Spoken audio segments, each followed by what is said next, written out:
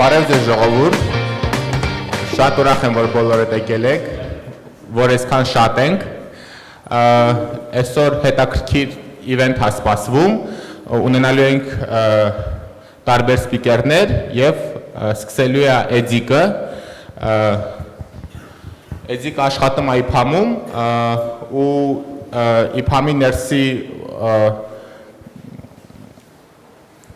պրոյեկտից ստացվել է մի հատ պրոդուկտ, որը հիմա open source է դառնալու ու այսօր Էդիկը դրա մասին կխոսա։ Ես Էդիկն եմ, IPAM եմ աշխատում, սաղ ասում են, որ ես DevOps engineer եմ, բայց չգիտեմ ինչ է նշանակում, խնդրում եմ հետո չհարցնել, թե ինչ է նշանակում, ես էլ չգիտեմ։ Մի անգամից անցնենք պրեզենտացիային, մենք մի հատ գործիք ենք սարքել, որի անունը պարդոմեն ենք դրել, հեսա կհասկանանք ու հիմա ինքը ինչ-որ տարել է, այդ անունը հարմար չի, ուրիշ հանուն էլ է պետք ու ոնց հասկացաք, ես բառեր հորինելու հետ вообще լավ չեմ, так что եթե իդեաներ լինեն վերջում, շատ շնորհակալ կլինեմ։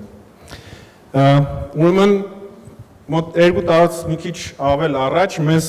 մի հատ example անունով կամպանիա եկավ, ասեց, որ իրանք շատ 70-ից ավել դոմեններ ունեն, որոնց միջոցով իրանց ապարատուրան ծախում են ու քանի որ example-ը շատ երկար բառ է, ուզում են կարճ բառ լինի ու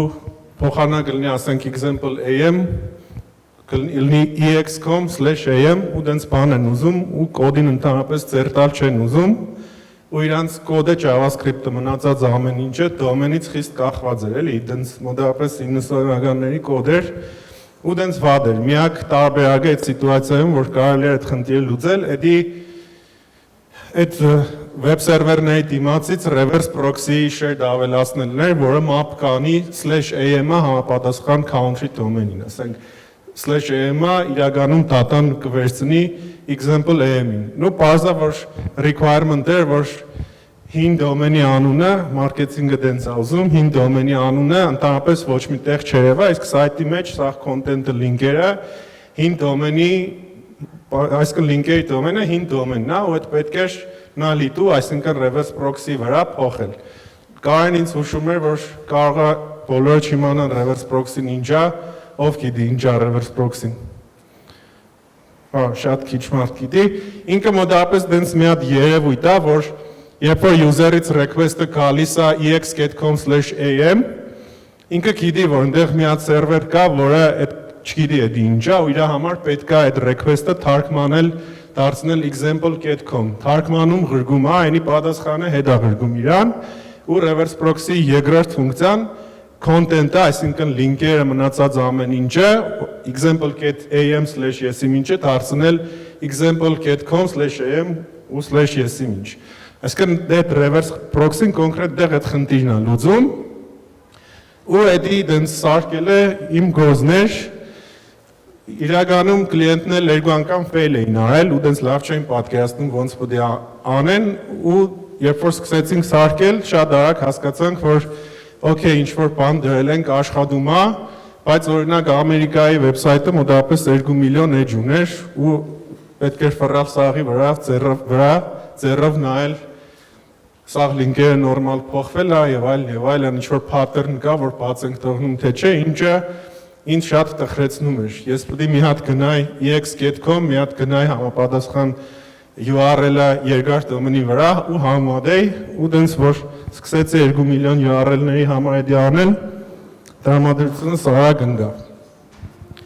ու դենց ծնկների վրա ոնց որ ես սիրում եմ իսկ ես դենց եմ անում որովհետև ես բադ ինժեներ եմ մի հատ Python-ով սկրիպտ գրեցի որը էդի ավտոմատ էր անում ինքը crawl էր անում մի հատ ընդեղ էր գնում մի հատ ընդեղ համադրում էր ու երբ որ վատ բան էր լինում ինձ ասում էր բայց շատ արագ այդ խնդիրը դառավ ուրիշ խնդիր, հեսա կասեմ ինչ դառավ, ստեղ կարճ ասեմ, թե crawler-ը ինչ է։ Ես խորհուրդ եմ տալի, ով որ սկսնագա մի հատ ձեր համար implement արեք, խնդիրն այն է, որ ինչ-որ սայթի սաղ էջերը դու պետք է download անես, որ վրան ինչ-որ բան ստուգես, ու շատ կարևոր է, ամենակարևոր հարցերն է, որ նույն էջի վրա, նույն էջը 2 անգամ download չանես, որովհետև էդի կոնտրպրոդուկտիվ է, պետք չի, իմաստ չունի, երկարացնում է, process-ը թանկացնում է։ Այսինքն մի հատ set պետք է maintain անել, հիշել, որ edge-երի վրա է եղել ու այն edge-ը, որ hashtag-ան edge-ից extract է անում, լցնել այդ set-ի մեջ։ Իսկն մի ձև պետք է անեք, որ այդ URL-ների լիստը unique լինի։ Ու էդի ես արկել էի, մի պահ ուրախացա, որ դենց լավ է, էլ ես ձեռով չեմ անում, հետո սկսեցին ուրիշ խնդիրներ առաջանալ, այդ խնդիրները կապված էին SSL-ի հետ, DNS-ի հետ եւ այլնի հետ, այսինքն ինչ-որ unexpected case-եր կար, որ իմ script-ը չի կարող get անի, SSL չկա եւ այլն այդտեղ domain-ի անունն է փոխվում, որը ռեգիստրացիա եղած չի ու չգիտես քի սայթի վրա եւ այլն եւ այլն։ Ու ես մտածում որ այդ պետք է արագ ուրիշ մարդու խնդիր սարքել ու մեր մոտ մի հատ Python developer կա, Անահիդա,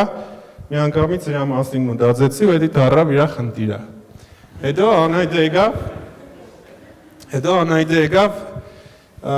մենք մի քիչ խոսացինք, որոշեցինք, որ այդ անգլերեն ասում են reinvent the wheel, ես դրանից էի արել, այդ պետք չի տենց անել, իրականում ես գիտեի, բայց չգիտես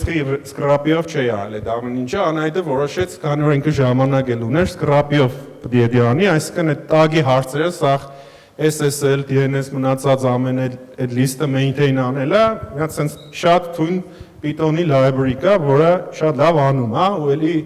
լիքը շատ կարևոր feature-ներ ունի, որոնց մասին հեսա մի քիչ դոք խոսանք։ Ու քանի որ այդ data-ն էլ պետք էր միտեղ լցնել, Անահիտը որոշեց, որ պետք է լցնել MongoDB-ի մեջ։ Ու երբ որ pardon-ը արդեն հիմնվում էր scrapy-ի վրա, համ ես էի ուրախ, համ Անահիտը, ու այդտեղ վերցրեց Անահիտը այդ գործիքը ու սկսեց այդ կլիենտի համար դալշը maintain անել, ու դեղ մեր ճանապարհները ոնց որ բաժանվեցին, ես այդ բանից այդ վերսայից լրիվ հեռացա։ Հետո դեն ստացվեց, որ մենք դենց ինչ-որ հետաքրքիր բան ենք ուզում անել, իսկ մեր unit-ը DevOps-երի unit-ը, ոչ developer-ների, որոշեցինք, որ գցենք էդի կողքի 0-ից սկսենք սարքել։ Սկսեցինք research անել, ոնց որ պետք է, որը որ չէինք արել նախորդ անգամ, պարզվեց, որ scrapping կարելի է demonize անել, այսինքն պետք չի դենց մտնել ծերով խոտ տալ ու երբ որ demonize ես անում, scrappy D կոչվածով, ինքը համել API ունի, որին կարելի է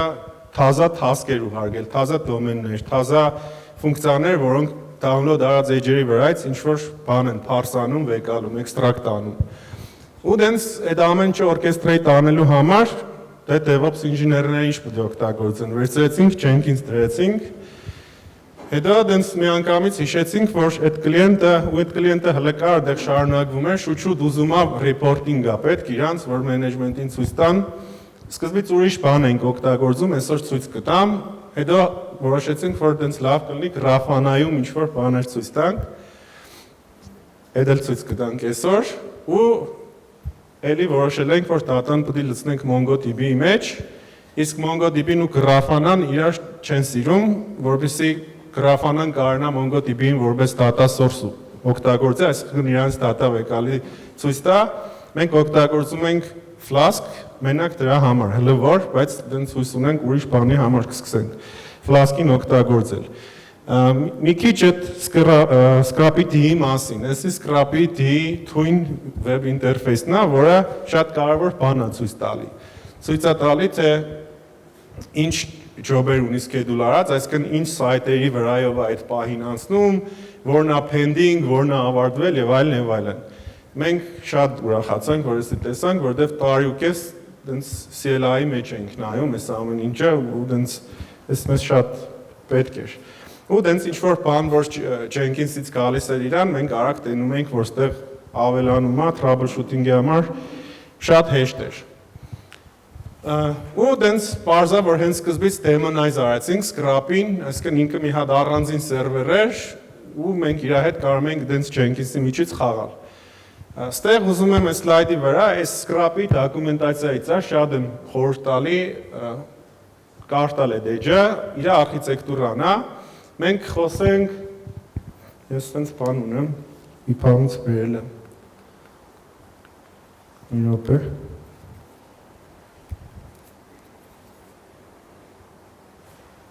ահա,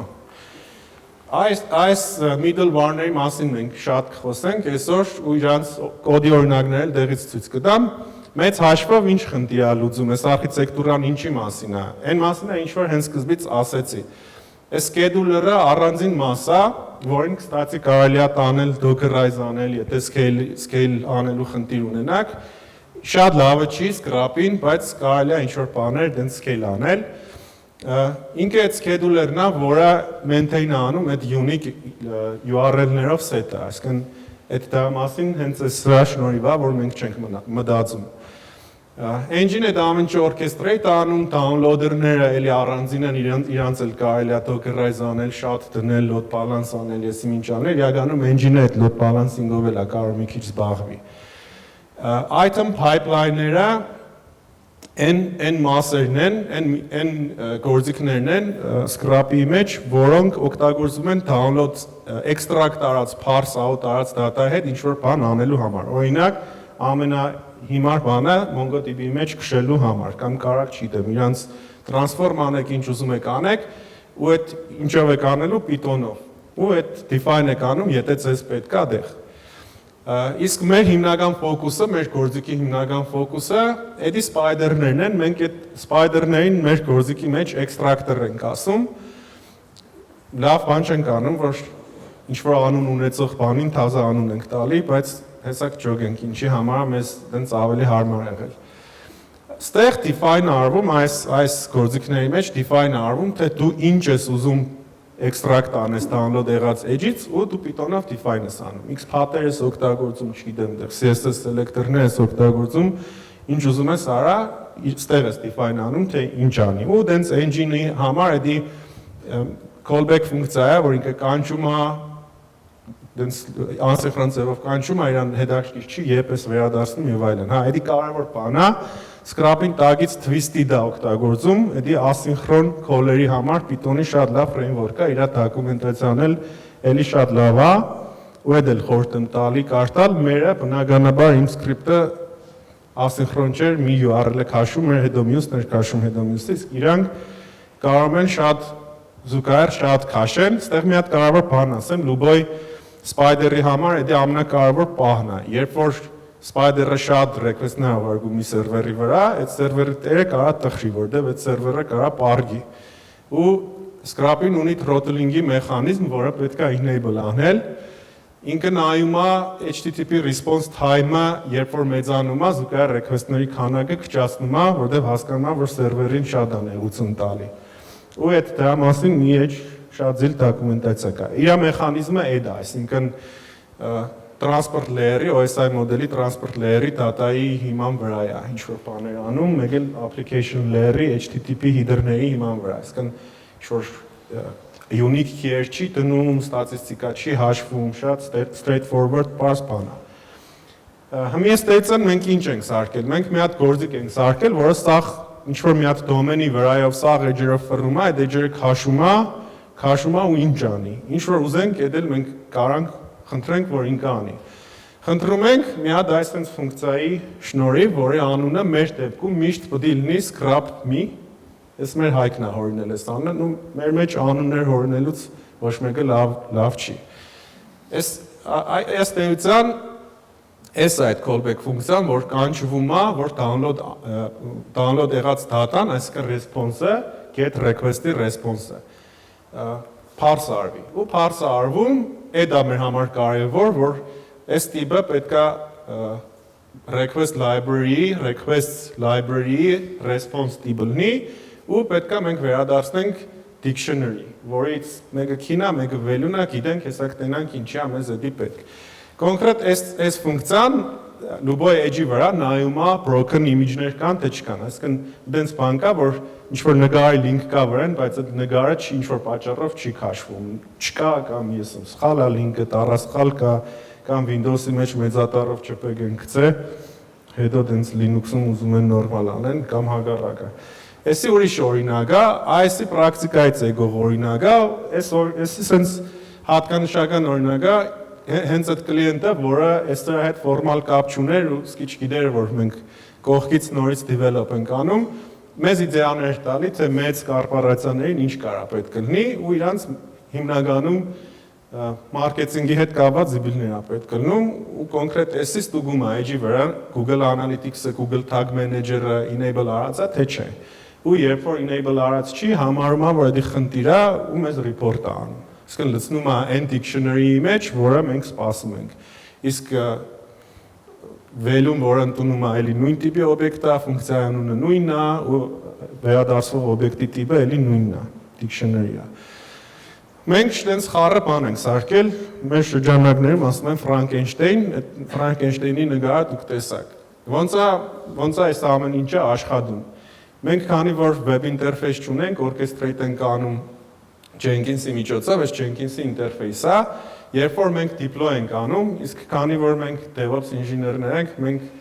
ձեռով deploy չենք անում, Terraform-ով սերվերներն ենք բարձրացնում, Ansible-ով configuration-ներն ենք անում եւ այլն, մոտավորապես 10 րոպեում ամեն ինչ խոդ անգնում։ Խոդ անգնում Jenkins-ը այսպես վիճակում գալիս է մեզ հյուր ու երբ որ ստեղ սխմում ենք new crawler, ինքը մեզնից մի երկու բան է հարցնում, domain-ի անունը ու մի երկու երեք ուրիշ բան, էսա հույս ունեմ դեմոն fail չի լինի, այդ դեմոյի ժամանակ տենան։ Այսինքն ինչ որ թազա domain ենք իրան ասում ենք որ օրինակ PyCon run ենք ուզում crawl անենք ու ինքը մեզ UI-ի մեջ հարցնում է այդ որ ուզում եք crawl անեք, բա այդ crawl արած edge-ի վրայից ինչ եք ուզում վերցնեք ու Jenkins-ում list կա feature-ների, ավելացրած feature-ների, ասում ենք ուզում ենք Google Analytics-ի ստուգիչը խոտ 10 իր նկատմամբ, չգիտեմ, ջարտած image-ների ստուգիչը խոտ 10 իր նկատմամբ։ Էսի մեր ամենասիրած մասն է, ամենահետաքրքիր մասն է ու հիմնական պատճառն է, թե մենք խի ենք այսօր ստեղ։ Այդ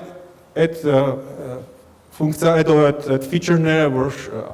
որոնց մասին խոսացինք, դուք էլ կարաք գրեք, դուք էլ կարաք ինչ-որ ֆունկցիա գրեք, պետք է ընդունի այդ ֆունկցիան request-ի response type-ը վերադարձնի dictionary։ Երբ որ դուք ունեք այդպես ֆունկցիա, ֆունկցիայի անունը scrap me-ա, ու այդ մնացած բաներն էլ համապատասխանում է մեր պահանջներին, այս մեր պահանջներն է, եթե ինչ-որ մեկին հետաքրքիր է, ինքը ուզենալու է այդպես բաներ գրի, այս edge-ը նկարեք, մենք չնայած հետո mail-ով կուղարկենք, չէ՞ ժողովուրդ, այս պրեզենտացիան բոլորին։ Այդ պահանջներին պետք է համապատասխանի ձեր script-ը։ Երբ որ դուք այդ script-ը գրեք, բռնեք, դուք կարողանալու եք այս սրանով upload անեք ու վсё, այդ դրանից հետո երբ որ գնաք new crawler սարքելու, այդ առաջարկվող feature-ների մեջ ձերը արդեն երևալու է։ Մի հատ անուն է հարցնում, ձեր ֆայլն է ուզում ու վերջ upload եք անում, լցվում է Jenkins-ում, Jenkins-ը API-ով է ուղարկում է Scrapit-ին ու Scrapit-ին էդի կարող է արդեն թազա download եղած content-ի նկատմամբ execute անի։ Ու սենց այդ մեծ ֆիրմաների ճնշման տակ մենք սկսեցինք զբաղվել սենց բաներով, որ մեզ այդքան էլ հետաքրքիր չէր, օրինակ set անել user agent եւ այլն ու առաջի request-ներից մեկը էդի sitemap generate անելն է, ով գիտի sitemap-ը ինչ է։ Sitemap-ը դենց XML է, որի մեջ site-ի owner-ը գրում է իր այն սաղ URL-ների հասցեները, որ ինքը շատ է ուզում, որ Google-ը խաբար լինի իրաց մասին, հա, ինքը դրանով Google-ին ասում է, որ ընկեր այս սրանք կարևոր են, լիք ուրիշ բաներ է կարող անի, ասի, որ SES ինտերվալով է պետք թարմանում, պետք է շուտ իրանց ստուգել եւ այլն։ Ու այդ մեծ կլիենտները, որոնց սայթերը 2 միլիոնից ավել URL են ունենում, շատ վատ են էդի անում, դենց կիսատ պրատ աշխատող պրոցեսներ ունեն ու սա շատ հիմնականում, գործնականում համարյա միշտ invalid sitemap-եր են ունենում, ինչի պատճառով իրանց search engine-ների rank-ը ընկնում է, այսինքն sitemap-երի մեջ ունենում են edge-եր, որ էլ չկան, ունենում են edge-եր, որ մի քանի redirection-ից հետո է content վերադարձնող URL-ի վրա ընկնում եւ այլն։ Իսկ մենք որ ֆռում ենք սաղ edge-երի վրայով, սաղ URL-ների վրայով, այդ արանքում մեր համար շատ հեշտ է sitemap գեներացնելու, դրա համար այսօր PyCon Russia sitemap-ը գեներացրել ենք։ Այդ պատճառով էսի դենց implement ենք արել, որ crawling-ի վերջում մի հատ էլ լավ sitemap տա, որը up to date է եւ այլն։ Ու այսի այդ feature-ներն է, որոնց մասին խոսում է։ Երբ որ այսի տեսեք ինչ է, ըստ էության ասում է թազա crawler սարքի, որը պետք է crawl անի ipam.com domain-ը, այս անիմաստ ինֆորմացիայով հարցնում է sitemap ենք ուզում generate անի, եղած sitemap-ի location ենք հարցնում verification-ի համար, այդ մասին այժմ ժամանակ պետք չի ծախսել ու էքստրակտորները։ Էսի մի էքստրակտորա մենք մինչև այս slide-ը հələ անուններ վատ ենք օրինում, անուն մեկյանը name 1-ը, մյուսյանը name 5-ը, այդ upload-ի արդյունքում է, այդ ստեղ հայտնվում։ Ու build ենք սխմում, սկսվում է crawling-ը։ Ինչ պլաններ մենք ունենք, մենք ուզում ենք մեր user interface-ը Jenkins-ը չլինի, այլ դենց մի հատ նորմալ orchestration-ի user interface արկենք, քանի որ ստեղ Python developer-ներն են, հաստատ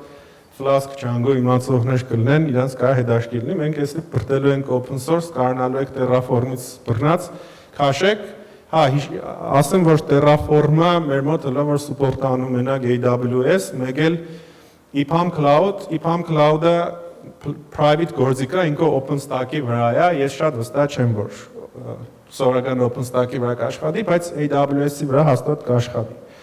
Ու մենք ուզում ենք լավ reporting tool ունենանք, Grafana-ն վատն է, մեր պատճառով է վատը, ոչ թե Grafana-ն ընդհանրապես վատն է, այլ այս խնդրի համար ինքը վատ է։ Մեր ամենաէպիկ fail-ը այնա, որ մենք այդ ընթացքում, երբ որ edge-ը download ենք անում, JS execute չենք անում,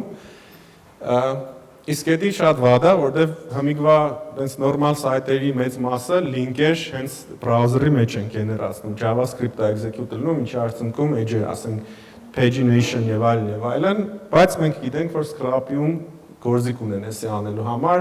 ու մենք մի ուրիշ պրոյեկտի ենք գտել, մի քիչ ժամանակ չունենք սրանով զբաղվելու։ Ու հիմիկ փորձեմ այնց մի հատ դեմո անել, ես հիմա իրականում շատ վախենում եմ, որ fail լինելու, որտեվ Կարենը մի շաբաթ ասում էր, որ հանգարց դեմոն fail լինի, լավ չի լինի։ Հա, հիմա այնց դա համար էսի այդ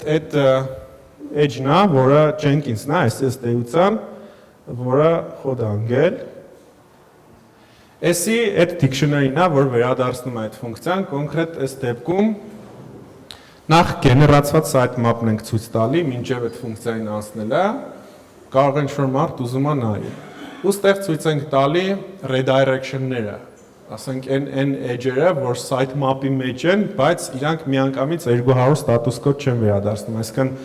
request-ը գնում է web server-ին, web server-ը ասում է Վարդուշ էլ ստեղ չի ապրի, այնտեղ կապրի, հետո HTTP կլիենտը նորից թազա տեղն է գնում, նոր ստանում է content։ Ու էդի վատ է, sitemap-ում պիտի լուբոյ edge միանգամից 200 վերադարձնի, ու էսի սենց ինչ ենք մենք Grafana-ն չենք սիրում, որտեվ սենց սիրուն գրաֆեր հələ նկարել չենք կարում, չգիտեմ, դեղ ստատիստիկա սիրուն արդապատկեր ինչ-որ մեդիա չենք կարող նկարենք, սենց տաբլիցայի տեսքով ենք սաղ ռեպորտը ցույց տալի։ Այդ որ գրած է new crawler, այս job-ը իրա տագից groovy-ով գրած լոգիկա է աշխատում, էսի իրականում գնում է համել այդ Grafana-ի դաշբորդը ավտոմատ գեներացնում է, մենջ չի, որ մենակ ֆունկցիան այդ ենք անում ու վերջ, դեղ տագից Grafana-ին էլ API-ով ինչ-որ բաներ ենք խնդրում, Grafana-ն անում է։ Ես այստեղ տնենք, պարալն ու լոգինը բոլորը գիտեն,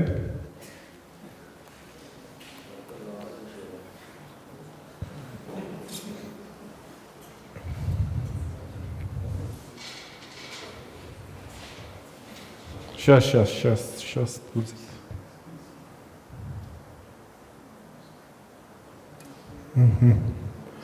Ստեղ գնում ենք PyCon root մեր դոմենի անունը։ Ու generate ենք սխմում ու հետ ենք գնում առաջ էջ։ Այստեղ առաջացավ մի հատ թազա Jenkins-ի job, գեներացվեց թազա Jenkins-ի job, որը էլի պարամետրերով job է ու իրան էլի կարող ենք ասենք build with parameters։ Ոստեղ են պարամետրներն են, ինչի մասին խոսացինք։ Մենք դենց այսօր ենք եսի խոտ տվել, մի 5-6 ամիս փոշին վրայից մակրատ չէր, էքստրակտոր չունեմ, բայց ինձ թվում է ամեն ինչ բարձա կոդը տեսանք, դեղ հարց երևի թե չկա։ Generate անենք sitemap-ը, Այս մասին խոսացինք, երբ որ սխում ենք build, այստեղ Jenkins-ը մերևում է, որ ինչ-որ բան սկսվել է,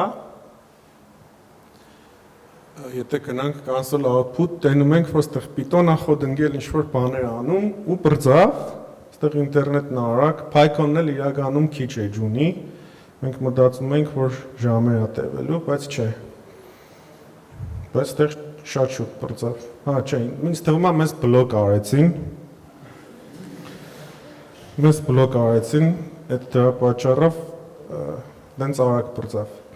Ну, не суть важно. Մենք автоթրոթլինգը նորից հիշում ենք, որ բանը պետք է դիֆոլտով անջատած է, պետք է միացնել, որտեղ մի հատ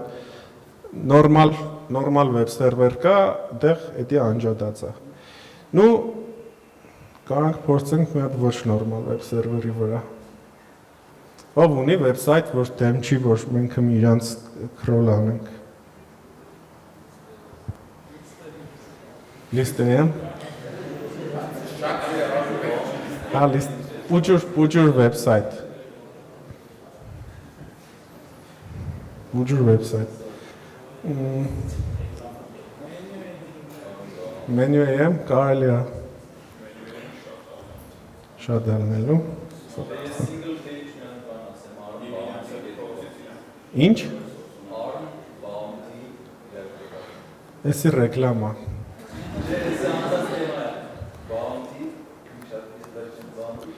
P-O-U-N-T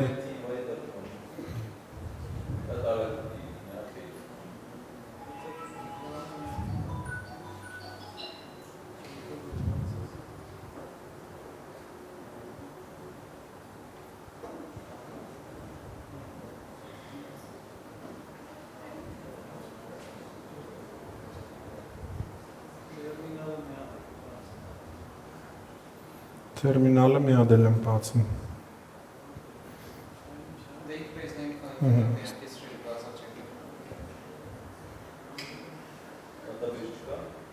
Այսքան է, եթե հարցեր կա, խնդրեմ։ Շատ շնորհակալություն։ Ահա, ես արդեն տեսնում եմ առաջի հարցը։ Իմ հարցը Jenkins-ից է, մասնավորապես առաջի ջոբը, որ ստարկեց երկրորդին։ Ինքը ոնց է արած, ջոբ DSL-ով է արած։ Հիմա լսում եմ, ինքը պրոստը գրուվիով գրած լոգիկա է, չգիտեմ ոնց արած կոնկրետ, բայց գրուվիով կարող ես Jenkins-ի API call-երով ինչ որ UI-ում կարող ես անես։ Եթե չեմ սխալվում, API call-երով էինք անում։ Okay, merci։ Էլի հարցեր։ Գրաֆանան մենակ ասենք տեքստ ցույց տալու համար է, թե ինչ որ տելեմետրիա եք հավաքում, քանի page-ը crawl արել, ինչ է ցույց տալել եւ այլն։ Իրականում էդի Jenkins-ում դենց մենք չենք սիրում այդ մասին խոսալ, բայց Jenkins-ում մի հատ reporting-ի plugin ունենք, այդ ծեր ուզած տվյալները, թե քանի page-ը crawl արել եւ այլն, քանի page-ը ինչ status code-ա վերադարձել, Jenkins-ի report plugin-ում է։ Իսկ գրաֆանայում ցավոք սրտի մենք կարանք մենակ տաբլիցեք ցույց տալ։ Ասենք օրինակ կարանք ասենք որ այս edge-ի վրա այսքան նգար է փչացած, այս edge-ի վրա այսքան նգար, կամ այս edge-ի վրա այս նգարներն է փչացած։ Ուրիշ դենց ավելի սիրուն բան հələ որ չենք կարող ցույց տանք։ Okay։ Էլի հարցեր։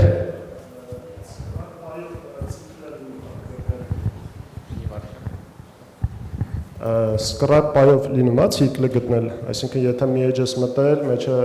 ուզում ես ամեն ինչ scrap անես, հետո ցիկլով գնում է նույնին, հետո նորից հակառակը ցիկլով ինչ լինի, recurse-ը էլի ինքը լինի, այտենց բաներ ինքը կհասկանա։ Դուք էդի callback ֆունկցիայի մեջը ինչ ուզում եք սարքեք, ուզում եք տենց հազարար իրար մեջ լցրած ցիկլ սարքեք, պրոստը մի edge-ի վրա այդ processing-ի time-ը աննորմալ երկար է լինում։ Merci։ Scrap-ով շատ բան կարող անեք, կարող pattern-ներ define անեք, որ եթե այդ pattern-ներին չի համապատասխանում, ոչ մի բան մի արա եւ այլն եւ այլն։ Այս դոմենից դուրս մի արի։ Որև ձեզ իմ անունն Արեգ, երկու հարց ունեմ։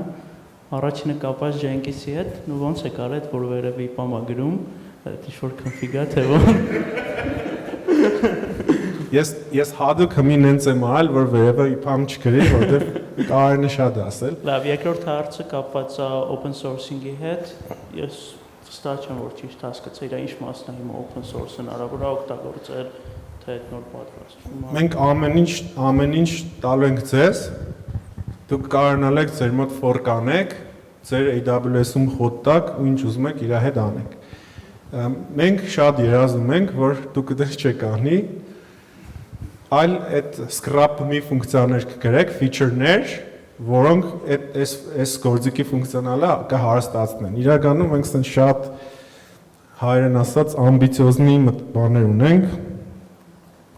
Մենք չենք ուզում, բայց ինքը դառավ search engine optimization-ի անալիզի գործիք, տենց մեզ ստիպում էին, որ այդ ուղղությամբ գնանք ու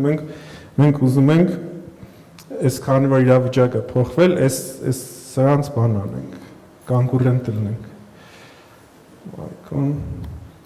Էսի տենց կամպանիա է, շատ հայտնի է այդ գործում, թանգով անում է այդ նույն գործը, ինքը սենց անալիզ է անում ու ասում է, որ CEO-ի տեսանկյունից ինչն է կարևոր ու ինչն է վատ, ինչն է լավ ու խորհուրդներ է տալի,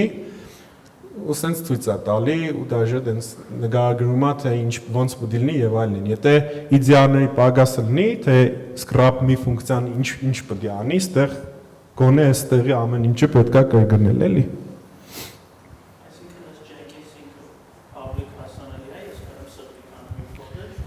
Մենք դենց միտք ունենք Jenkins խոտ տալ public դնելու, բայց չէ, կոդն է հասանելի, որը ձեր համար 10 րոպեում Jenkins-ը խոտ տալի, ձեր AWS-ում, այդ Jenkins-ը, եթե դուք ուզեք, մենակ դուք կտենաք եւ այլն,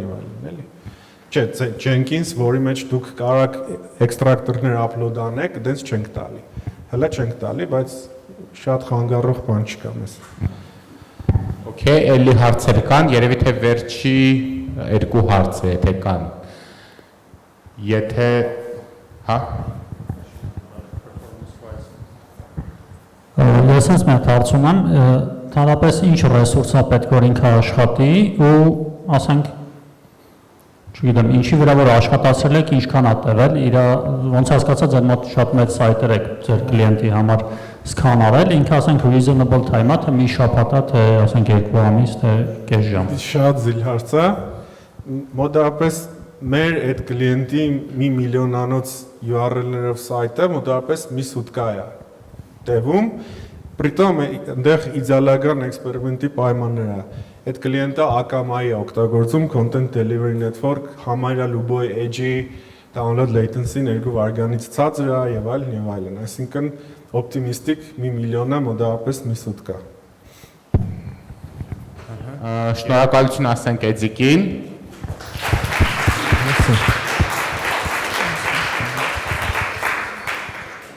Ուսամ կլինեն contribution-ներ, հիմա անում ենք մի փոքր ընդմիջում, իսկ հետո ունենալու ենք lightning talk, հենց PyCon-ի հիմնական օրգանայզերն է խոսալու Rust-ի ու Python-ի մասին, ու նաև վերջում panel discussion, so ոչ միտեղ մի գնացեք, մի փոքր ընդմիջում ենք, վերադառնանք։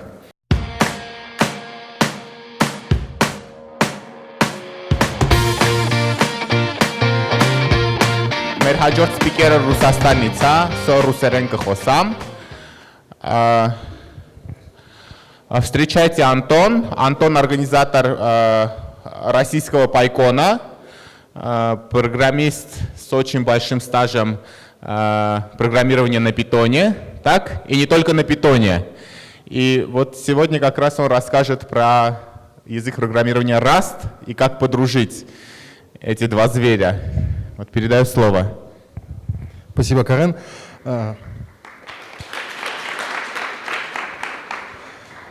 Барев Зес. Здравствуйте. К сожалению, я не говорю по-армянски, но я постараюсь рассказать вам на русском так, чтобы было понятно. Да, меня зовут Антон Патрушев, и это презентация с российского PyCon в этом году, которую я делал. К сожалению, у меня не было времени ее порезать, я к вам приехал прямо с самолета, вот я прилетел 2 часа назад, поэтому буду рассказывать быстро по старой презентации. Итак, ну вот коротко обо мне. Я занимаюсь разработкой на питоне с тех пор, как это еще было не модно. в 2002 году я впервые столкнулся с питоном. Занимался в разных ипостасях использовал питон на сервере, на клиенте и был родоначальником и главным разработчиком Naumen Contact Center. Это такое довольно популярное решение в России для контактных центров. После этого работал в Организации Объединенных Наций, и сейчас у меня своя небольшая компания Spherical, которая занимается программным обеспечением в области изменения климата. На кого ориентирован этот доклад? В первую очередь он ориентирован, конечно же, на питон-разработчиков, которым довелось столкнуться с проблемами производительности, которые понимают, где питон подходит не очень хорошо, и у которых есть какие-то CPU-bound задачи. О чем доклад? Я быстро расскажу о том, когда питон действительно медленный, что с этим можно делать, что это за ржавчина такая, Rust переводится ржавчина, и при чем тут питон. И быстро представлю реальный пример из жизни, из которого, собственно, родился опыт использования, и мой лично, почему мы стали его использовать.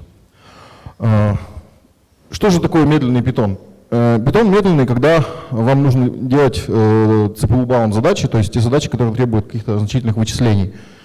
И он упирается в производительность одного ядра. Как известно, современные компьютеры, рост производительности современных компьютеров идет за счет мультиядерности, а питон из коробки без специальных ухищрений плохо позволяет работать с мультиядерностью. Для этого нужны потоки, которым мешает работать ГИЛ. Я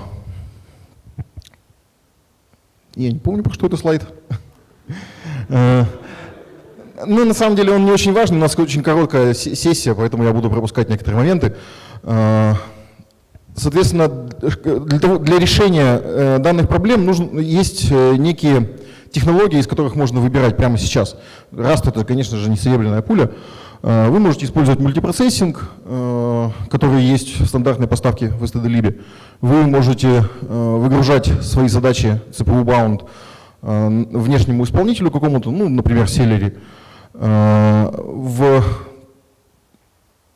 ближайших версиях Python появятся sub-interpreters. Это прямо многообещающая штука, от которой я лично многого ожидаю. Но, к сожалению, вот в 3.8 она на самом деле есть. Если вам интересно поэкспериментировать, ее можно проимпортировать, подчеркивание XX sub-interpreters. Наверное, в 3.9 они доведут ее до ума. Либо использовать C-extensions.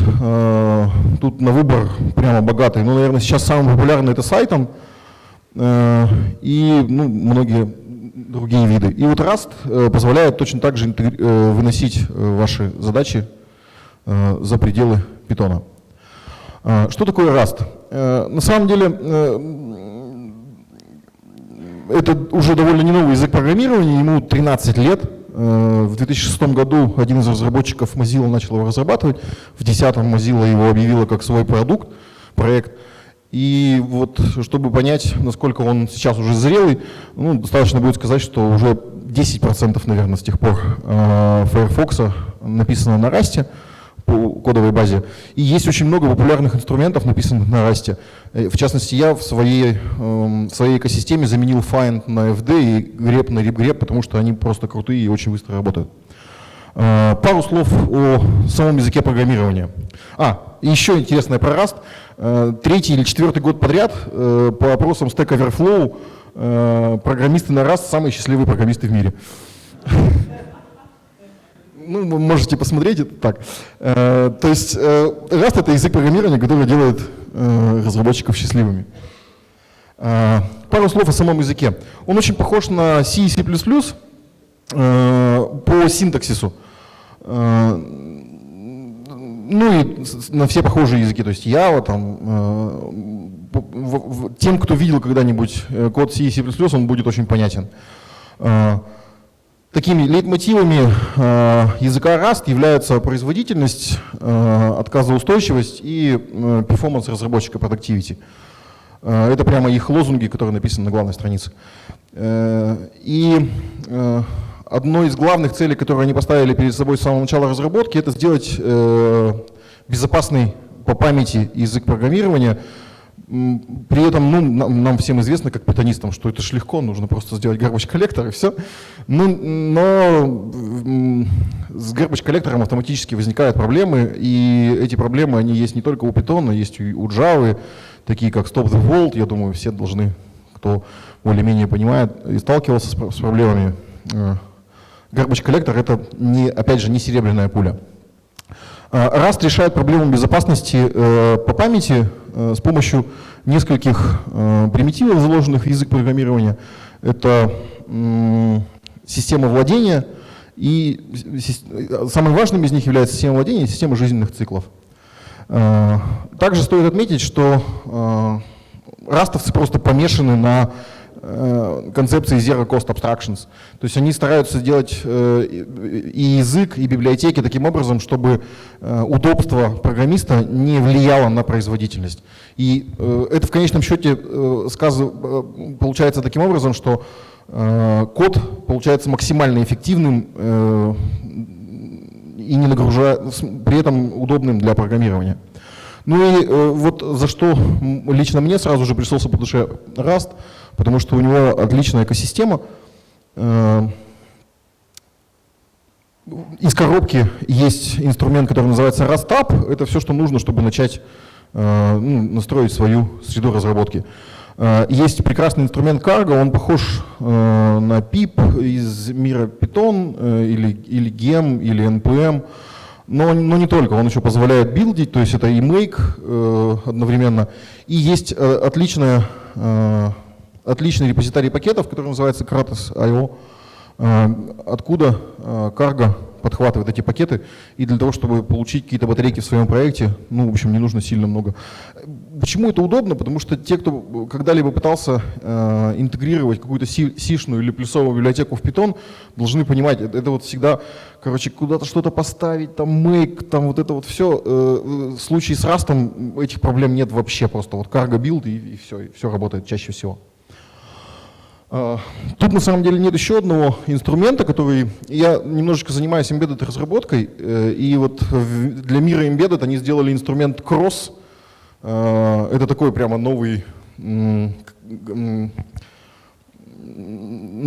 часть экосистемы, которая позволяет делать embedded разработку на Rust, тоже очень круто. Что предлагает Rust с точки зрения интеграции с Python? Ну, понятно, можно просто интегрироваться с CPython API. Есть библиотеки, которые просто позволяют как и в C интегрироваться с голым API. Есть проект Rust CPython и проекты Rust CPython и PyO3. Это такие немножечко конкурирующие проекты, и как раз про PyO3 я буду дальше рассказывать. Есть вот такой вот любопытный проект, который называется Rust Python. Это реализация Python на Rust. Собственно, какие есть методы интеграции Rust и Python? Ну, понятно, есть embedding и extending. Сегодня я использовал embedding, потому что у нас extending, потому что у нас core язык Python в проекте. И, соответственно, нам нужно было вынести какие-то важные задачи, тяжелые, за пределы Python. И я больше про него, наверное, буду говорить. Почему из Rust CPython и PyO3 я выбрал именно PyO3? У него менее такой синтакс, который менее тяжелый для понимания. То есть вы пишете фактически язык, программу на Rust, немножечко ее окружаете синтаксическим сахаром в виде макросов и получаете библиотеку, которую можете использовать из Python. У него более понятная структура владения объектами. Как я сказал, это важно, потому что когда мы интегрируем два мира, garbage коллектор и без него, нужно этим серьезно озаботиться. И вот очень крутой инструмент, который поставил точку просто в моем выборе, это PyO3 Pack. Это такой инструмент от разработчиков PyO3, который позволяет из растовского проекта, вообще не написав ни строчки кода, собрать питоновский will. Кроссплатформенный, да. И это прямо, в смысле, это трудно описать, потому что со сборкой кроссплатформенных виллов всегда тоже большие проблемы. PyO3 Pack просто решает все их на раз. Ну и вот тут графики, это количество коммитов, по-моему, в проектах. Ну, видно, что Rust Python немножечко умирает. Ну, у него вот есть проблема, он не работает на стабильном расте. Ну, честно скажу, что Nightly Rust, если бы все программы были так же стабильны, как Nightly Rust, то мы бы жили в другом мире. Вот. Поэтому, ну, это не очень большая проблема. Ну и есть какие-то баги. К сожалению, эту секцию придется пропустить. Здесь у меня была секция лайфкодинга, но сегодня уже мы ее не успеем. Вот тут есть читшит, и он, по-моему, до сих пор работает. Вы потом из презентации можете скопировать. Там есть прямо проект, который можно вот сделать растап, сделать cargo generate, указать мою репу, сделать pip install pyo3 pack, develop, build, и вы получаете will. Ну, вот попробуйте, и вы увидите, что ничего не придется делать вообще. И в pyo3 pack все очень круто. Сейчас, у меня 3 минуты, поэтому обязательно в вопросах и ответах. Собственно, как мы его использовали и почему вообще задумались об этом. У нас есть приложение, это десктоп-приложение для помощи странам сбора информации о выбросах парниковых газов. Мы, как я уже сказал, занимаемся климатом. И есть, в общем, очень тяжелый формат XML, который занимает там под гигабайт, ну, файлы XML занимают под гигабайт. Нужно было их читать, причем читать нужно было быстро. То есть вот пользователь говорит открыть файл, и он ждет. У нас все это начиналось с 1,5 минут, по-моему. И, ну, это было, конечно, неприемлемо. Мы боролись с этим, понятно, использовали все возможные либо XML, там, и вообще все, что LXML и все, что можно, но ниже 20 секунд не получалось опуститься. Я вот сделал такой proof of concept буквально за пару дней, нет, за пару часов, по-моему. Нет, не так было дело. Я искал какие-нибудь библиотеки для быстрого парсинга XML. И я уже кидался во все тяжкие, какие-то интеловские библиотеки адовые, которые с оптимизацией под процессоры, и наткнулся на библиотеку, которая называется Quick XML. Написал proof of concept буквально за день. Понял, что ну, спидап есть очень большой. И буквально через 2 недели у нас был работающий код, и он дал нам 10-кратный прирост производительности. Не очень большой. Я не супер специалист в программировании на Rust, поэтому можно вот понять, насколько это сложно. Да. То есть файл читается со скоростью работы диска. Вот представляете, да? Это быстрее просто нельзя. Вот. И последнее, что я хотел бы сказать, вот как Карен сказал, я основатель PyCon Russia. Хотел бы вас всех пригласить на нашу конференцию. Мы уже провели 7 мероприятий, в этом году было 500 участников, и мы на каждую конференцию стараемся позвать классных и крутых людей. Все. Теперь вопросы. Я сейчас покажу код.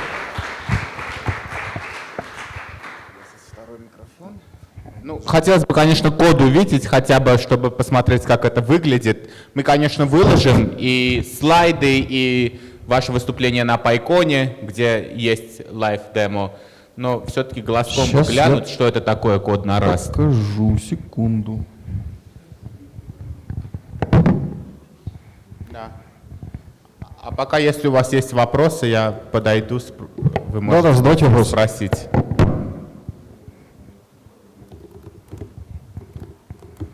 Есть вопросы? Я на самом деле понимаю по-английски, поэтому если вы кому-то проще по-английски, можете по-английски. Можно спрашивать и по-армянски, я переведу. Hey, thanks for the talk. Quick question. You mentioned it outputs like cross-platform wheels, yeah? So my question is, does it output wheels with tag many Linux 1? The one that is like portable and you can run on all Linuxes, or?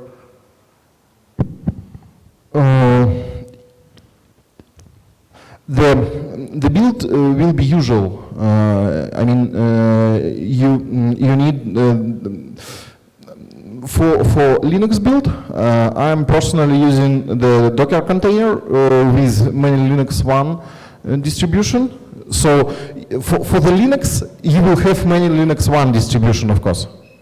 So if I build inside Docker, I'll get many Linux. Yeah. Okay, thanks. By cross-platform, I meant more the difficulties which you will have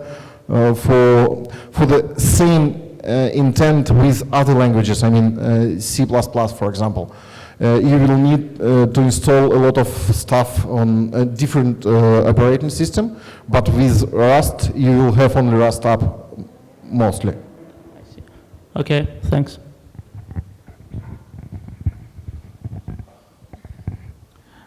Спасибо за доклад. Я хочу спросить, у меня два вопроса. Один, насколько было сложно вот после C++ программировать на Rust, с учетом того, что у него там своеобразная система владения объектами в памяти. И второй, пожалуйста, расскажите про Desktop App, на чем он написан, какие библиотеки используют и хорошие и плохие стороны их. Спасибо. Да, конечно. Значит, да, у меня довольно хороший бэкграунд плюсов, в смысле, я программировал когда-то на плюсах много, то есть у меня лет 10 плюсов есть в багаже. То есть я на современных плюсах не умею программировать, но вот на старых довольно хорошо программировал. И, ну, просто как пример того, насколько это сложно. Когда я впервые столкнулся с Rust'ом, это было года 4 или 5 назад, ну, это было прямо еще совсем давно. Я попытался написать binary search предикатом, потому что там был binary search с value, да, в стандартной библиотеке с предикатом не было. Он мне зачем-то был нужен, я попробовал его написать. Я его писал 4 дня. В смысле, все это время я пытался скомпилировать программу, потому что она не компилировалась. Вот, там настолько жесткая система типов, и причем сейчас все немного лучше, гораздо лучше, потому что сообщения об ошибках были какие-то адовые. Он тебе говорит там, и ты такой читаешь, что ты от меня хочешь. И вот ты бьешься, короче, с подбором типов. Сейчас сообщения об ошибках стали гораздо лучше. Чаще всего Rust компилятор говорит вам, вот скорее всего вам надо вот здесь вот написать вот это вот. Прямо в 99% случаев он пишет вот так вот, да. Поэтому сейчас стало гораздо приятнее писать. В принципе, вот система владения, она очень простая, ее можно одним предложением описать. То есть в каждый момент времени работы вашей программы может быть только либо много хендлов на чтение, ну, ссылок на чтение, либо одна ссылка на изменение. И после того, как ты как бы вот проникаешься этой идеей, тебе становится просто и легко. Но, и тут еще одно замечание важное про плюсы. Когда ты борешься с компилятором там полчаса, а потом понимаешь, от скольких core-дампов он тебя спас, ты такой думаешь, блин, это стоило того, потому что ну, он реально избавляет от огромного количества потенциальных проблем, которые могут возникнуть с вашей программой. Про десктоп. Мы используем PyQt. Причем у нас есть своя система сборки и дистрибуции, которую мы все никак не можем закончить и опубликовать. В принципе, я считаю, что Python недооценен с точки зрения разработки десктоп-приложений. И мало очень, ну, как бы, готовых, то есть, да, есть PyQt, да, есть PySite, есть, но все это для того, чтобы сделать готовое приложение, которое кастомер может взять и там next поставить, этого нет, вот до этого за это люди любят электрон, например, да, потому что ты говоришь там электрон билд, и он тебе делает готовый пэкэдж, да. Вот мы собираемся, я надеюсь, что мы когда-нибудь это сделаем, выпустить это в open source, то есть когда у тебя будет PyQt-шное приложение, в котором ты будешь писать только свою логику, ну, то есть окно, там вот это вот все, а все остальное за тебя сделает вот некая инфраструктура. У нас все уже готово, но, к сожалению, не готово к публикации. Хорошо. И еще у нас не много времени, так что, ну, может, 2 вопроса последних. А вот давайте я код расскажу. Да, конечно. Вот смотрите, на самом деле вот этот маленький пример, ну это совсем минимальный пример, да? Но это не прямо Rust, потому что здесь вот используется шаблонизатор, это как бы шаблон проекта. То есть из него потом уже делается, когда вы делаете cargo generate, из него делается. Поэтому здесь вот есть специальная вставка, но здесь будет просто имя функции на самом деле. Вот, выглядит все так. Из особенностей тут важно отметить, что в Rust код и данные, код и методы — это разные вещи. То есть вот есть структура это чисто данные, ну в смысле вот она именно структура. И остальное решается интерфейсами, которые реализуются можно определить интерфейс и реализовать его для какой-то структуры данных. Как видно, здесь растовский код обернут всего лишь там несколькими макросами, но это прямо растовский код, и его можно из раста использовать, тестировать, использовать все растовские инструменты, которые есть для того, чтобы работать с этим кодом. А в Python вот с помощью Pyerevan pack вот этот вот код превращается в real. Тут я сейчас покажу, что там никакой магии для сборки нет. И это прямо очень важно, потому что вот, собственно, это такой make-файл в мире Rust. И вот здесь про Python на самом деле вообще ничего нет. Ну, вот, единственное, что нужно отметить, что вот тут написано cdlib. Это значит, что нужно сделать динамическую библиотеку C. Все. Все остальное просто Rust. Поэтому, если кто-то писал вот эти вот расширения, там часто возникает смесь вот языков, когда тут такой язык, там сякой язык. Здесь вот не возникает этой смеси, и ты в Python используешь его как Python, в Rust как Rust. Это прикольно. Так, вопросы? И спасибо за доклад. Мне, например, интересно, если ты не C++ разработчик или нет опыта разработки на таких low-level языках, говорят, что вот эта кривая обучения очень крутая и занимает несколько месяцев, чтобы как бы уже привыкнуть. Насколько трудно, скажем, если у человека есть опыт Java, Scala или Python, начать разрабатывать на Rust? Зависит от уровня. Ну, в смысле, от точки входа. Смотрите. Почему у меня получился такой вот позитивный опыт? Потому что я не писал все с нуля. Вот для меня было важно, что есть готовая батарейка, которую я хочу использовать. То есть офигенно быстро работающая библиотека парсинга XML. Мне не нужно было это писать все самому. Вот, то есть я взял готовую библиотеку, и я хотел использовать эту библиотеку из Python. Вот, и, соответственно, я просто написал код, который использует эту библиотеку в Rust для парсинга XML. В Rust у всех проектов очень крутая документация. Ну, у всех популярных проектов очень крутая документация. Прямо очень крутая. Вот у меня есть табель о рангах по качеству документации разных проектов. На первом месте долгие годы у меня стоит PyQt, потому что это люди, которые 30 лет пишут библиотеку, и она, ну вот я с ней знаком еще с мира плюсов, ну где-то 20 лет я знаком с Qt, в принципе. И это просто самая офигенная документация, которую я когда-либо видел. Python вот в моем табеле о рангах стоит на втором месте. Вот. А Rust, ну вот сейчас, наверное, в этой же нише играет, то есть у них очень хорошая документация, очень много экзамплов. То есть вот это QuickXML, я просто пошел, взял проект, сейчас уже не буду открывать, взял проект, взял экзамплы, посмотрел, как происходит парсинг, и ну, это был такой, знаешь, как Stack Overflow Driven Development. То есть я брал куски кода, они нормально оплавились, ну где-то приходилось немножечко побороться с системой типов, но, в общем, такого фатального ничего не было. Если писать, тут это было такое отступление, если писать что-то большое с нуля, закладывать архитектуру приложения, то, наверное, нужен человек, который все-таки уже более-менее разбирается. Ну, чтобы новичку сложно будет заложить правильную архитектуру приложения с точки зрения именно оунершипа, лайфтаймов. Хотя, ну, в общем, это тоже зависит, потому что в лайфтаймы можно сразу же не вкидываться, да, то есть там есть механизм клонирования, да, объектов. И ну, ты можешь обходить вот самые сложные части языка, которые ориентированы как раз на zero cost, на уменьшение копирования памяти и тому подобное. У тебя будет копирование памяти, понятно. Но его можно будет потом побороть за счет введения лайфтаймов. Поэтому у него таких несколько уровней есть, как в скале, наверное, но они не столь явные, как в скале. Вот примерно так. Хорошо, большое вам спасибо. Надеюсь, увидимся на PyCon когда-нибудь.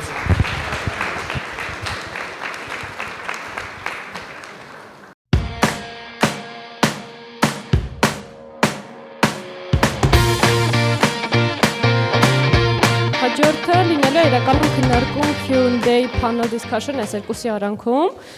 Կարենը հարցերն է տալու, Գոռը Հայրապետյան Cisco-ից պատասխանելու է, որ data engineer-ը, արդեն ու ոչ միայն Գոռը, ուղղակի երկրորդ մարդու անունը չգիտեմ։ Հուսամ հեսա ինքնաներկայանա։ So մենք հեսա մի հատ ծրագիր կունենանք, որի միջոցով կարող եք ձեր հարցերը ավելացնել, pigeonhole, հեսա կբացատրեմ ոնց եք հարցեր տալու, հենց բացեցի։ Ու տենց մի քիչ ինտերակտիվ է լինելու, առաջին անգամ ենք այս ֆորմատը տեսնում, տեսնենք ոնց կգնա։ Երևի թե սկզբից ծանոթանաք, կարճ պատմեք ձեր մասին, ձեր փորձի մասին, որ իմանանք ինչ հարցեր տանք։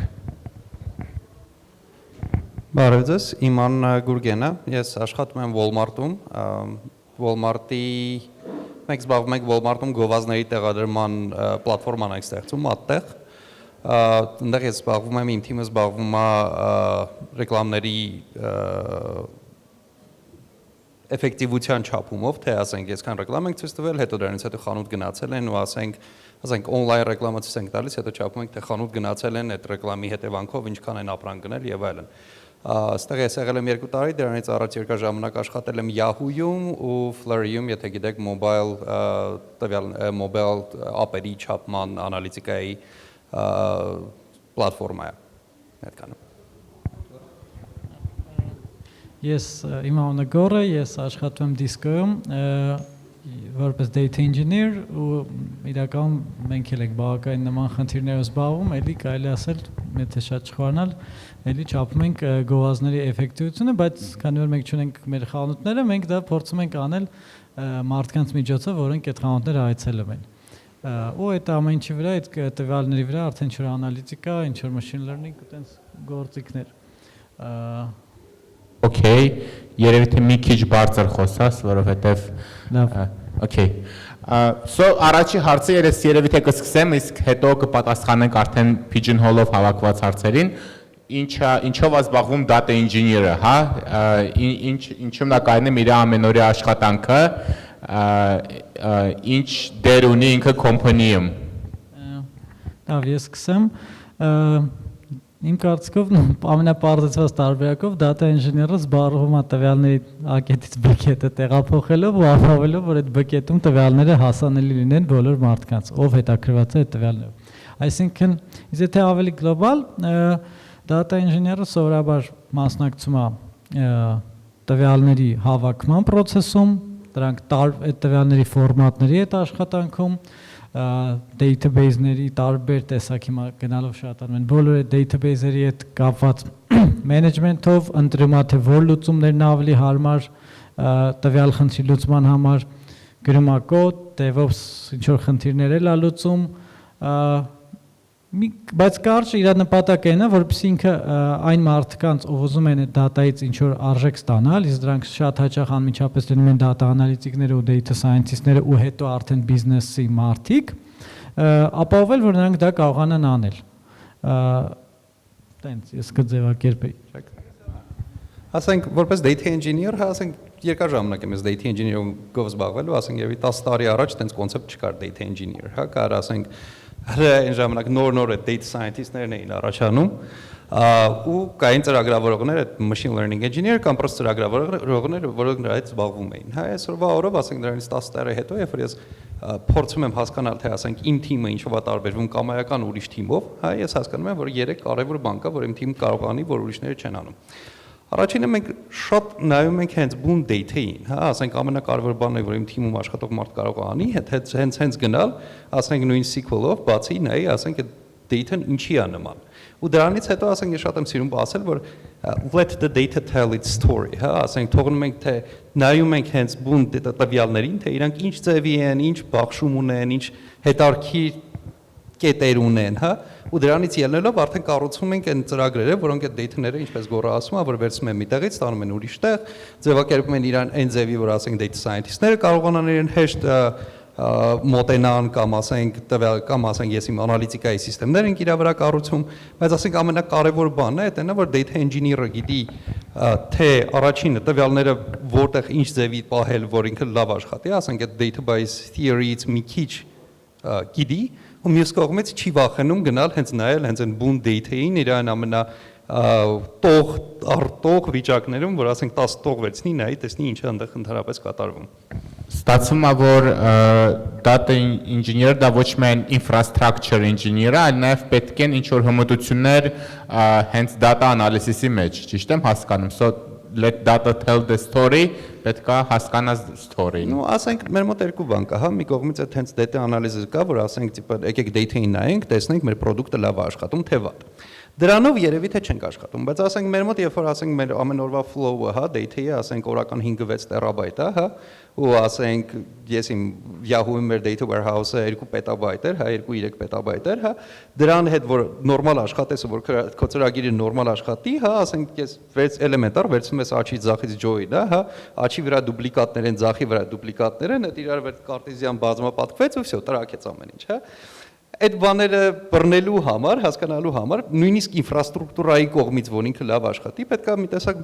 մտնել հենց բուն data-ի մեջ, ասենք այդ let the data tell its story, ինչի է նման, հա։ Ես մի քիչ ավելի հանրամատչել օրինակ բերեմ, շատ ալինում, օրինակ նույն խնդիրները մենք ու data analyst-ները ու data scientist-ները data-ին տարբեր տեսակետից ենք նայում։ Data engineer-ի համար իմ կարծիքով շատ կարևոր է հասկանալ այս data-ի այս ինքը տեսքը, որ ինքը ունի, դա ոնց կանդրադառնա իր processing-ի ու քո ինֆրաստրուկտուրայի վրա։ Օրինակի համար, եթե դու Twitter-ն ես ու դու ունես, չգիտեմ, կամ Instagram-ն ես ու դու ունես, չգիտեմ, Kim Kardashian, որ ունի մի տոննա follower-ներ ու լիքը ուրիշ մարդիկ, որ ունեն 100 follower-ներ, ու դու որոշում ես իրանել մյուսների իր դատան է նույն ձևի process անես ու բաշխես սիրուն ձևի, այն ինչը իր ID-ի տակ է, այդ բոլոր դատան, որ միտե հավաքվի, բարձր սաղքո ինֆրաստրուկտուրան կտրակացնի։ Հիմա այդ տեսանկյունից շատ կարևոր է հասկանալ, թե օքեյ, այս դատան, որ սենց է, այս հաճախությամբ այս դաշտերը կրկնվում են, այս տվյալը սենց է, դա ինչի կբերի իմ մոտ իմ ծրագրի performance-ի, memory այդ ամեն ինչի մեջ, էլի։ Հասկացա, շնորհակալություն։ Okay, դե ուրեմն երևի թե հաջորդ էլի obvious հարցը, թե ինչպես դառնալ data engineer, ինչա պետք սովորել, ոնց սկսել learning curve-ը, ոնց եք դուք անձամբ մտել միգուցե սեփական փորձով եւ ինչ խորհուրդ կտաք հիմա մարդկանց, ովքեր որ ուզում են զբաղվեն դրանով։ Ասենք իմ data engineering սկսելը, հա, ասենք ես ինստիտուտում էի, բիոինֆորմատիկայով էի զբաղվում, հա, ու դա ասենք շկաֆի մեջ մի հատ այնց լավ cluster ունեինք, որն ոնց էր կոչվում, IBM-ի ստանդարտ այդ distributed grid computing-ի ինչ որ ծրագրեր կային, հա, ու այդ ասենք 2000 երևի 10 թիվներ, հա, ու այդ 10 թվին ուժը սկսվում էր որ տիպա Hadoop կա այս աշխարհում եւ այլն եւ այլն։ Կստати ես Python սովորել եմ հենց Hadoop-ի հետ աշխատելու համար ժամանակին, որտեվ ասենք, ասենք Hadoop-ը առաջացավ, ու HDFS, ու արդեն կարելի էր գնալ, ասենք Amazon-ի EMR-ով առնել այդ քո Hadoop deployment-ը ունենաս ու բան։ Ու այդ ժամանակ ես, կստати, Python-ի հետ բերեմ, այդ ժամանակ ակրաս ես նայում էի տիպ այդ Hadoop գրելը ոնց է, ունենց Java-ներ, հա, ասենց մեծ boilerplate-երով, այն որ ոչ մեկ չի ուզում իրան կպնի։ Ու այդ ժամանակ հենց նայեցի բաններ, Yelp-ը այդ ժամանակ բաներ, սարքել էր Mr. Job, որ կարող էր Python-ով շատ սիրուն բան Python գրեիր, հետո խոդի տայր ինքը MapReduce աշխատացներ։ Ու տեղից ասեք այդ Mr. Job եւ այլն ես Python սովորեցի, բայց վերադառնալով ինչա պետք սովորել data engineer լինելու համար, ասենք եթե նոր ես մտնում այդ ամեն ինչը, ասենք իմ առաջի ինտերվյուի հարցը երբ որ գալիս է մարդ, որը data engineer է, ու ասենք data engineering-ի հետ background չունի, իմ առաջի հարցը index-ը ինչ է։ What is a database index? Հա, կամայական տվյալների բազայում index-ը ինչ է։ Ու ասենք երբ որ մարդ ու այն պատասխանը, որին ես նայում եմ, հա, որ ասի, որ տիպ ախպեր B3-ը մեջ է աշխատում, հա, դա նրա համար որ արագ է։ Իսկ երբ որ անեց տիպը, հա, index-ը դնում ես, ինքը աշխատում է, արագացնում է ինչ-որ բան, դա մի քիչ ավելի data engineer չի։ Ինչ որ տեղ, ասենք այդ բազաների այդ մեջը ոնց է աշխատում եւ այլն, դա շատ օգնում է որպես data engineer-ի, հա, երբ որ գալիս ես դու ասենք ունես data, որը HDFS-ի վրա նստած է, հա, Hadoop distributed system-ի վրա, ու դու իրանից ուզում ես ինչ-որ մի բան սարքես, պրինցիպի այդ նույնն է ինչ-որ database-ը, որ scan-ը անում, հա, ու դրանից մտածելով արդեն ավելի հեշտ է։ Եթե այդ բազիսը կա, մի քիչ ավելի database-ների, տվյալների շտեմարանների, ասենք, մեջի այդ աշխատելու ձևը գիտես, դա շատ է օգնում։ Դրանից այն կողմ, ասենք, սովորական բան, ասենք, ծրագրավորել, եթե գիտես ինչ-որ լեզվով էլի ուժը լավ է, կայֆ է, եւ այլն, ասենք, որպես այդպեսին մեր data engineering-ը, հա, այսօր այդ կոդիֆիկացված բան չունի, որ այսօր առաջինը ես սովորում, երկրորդը ես սովորում, երրորդը ես սովորում։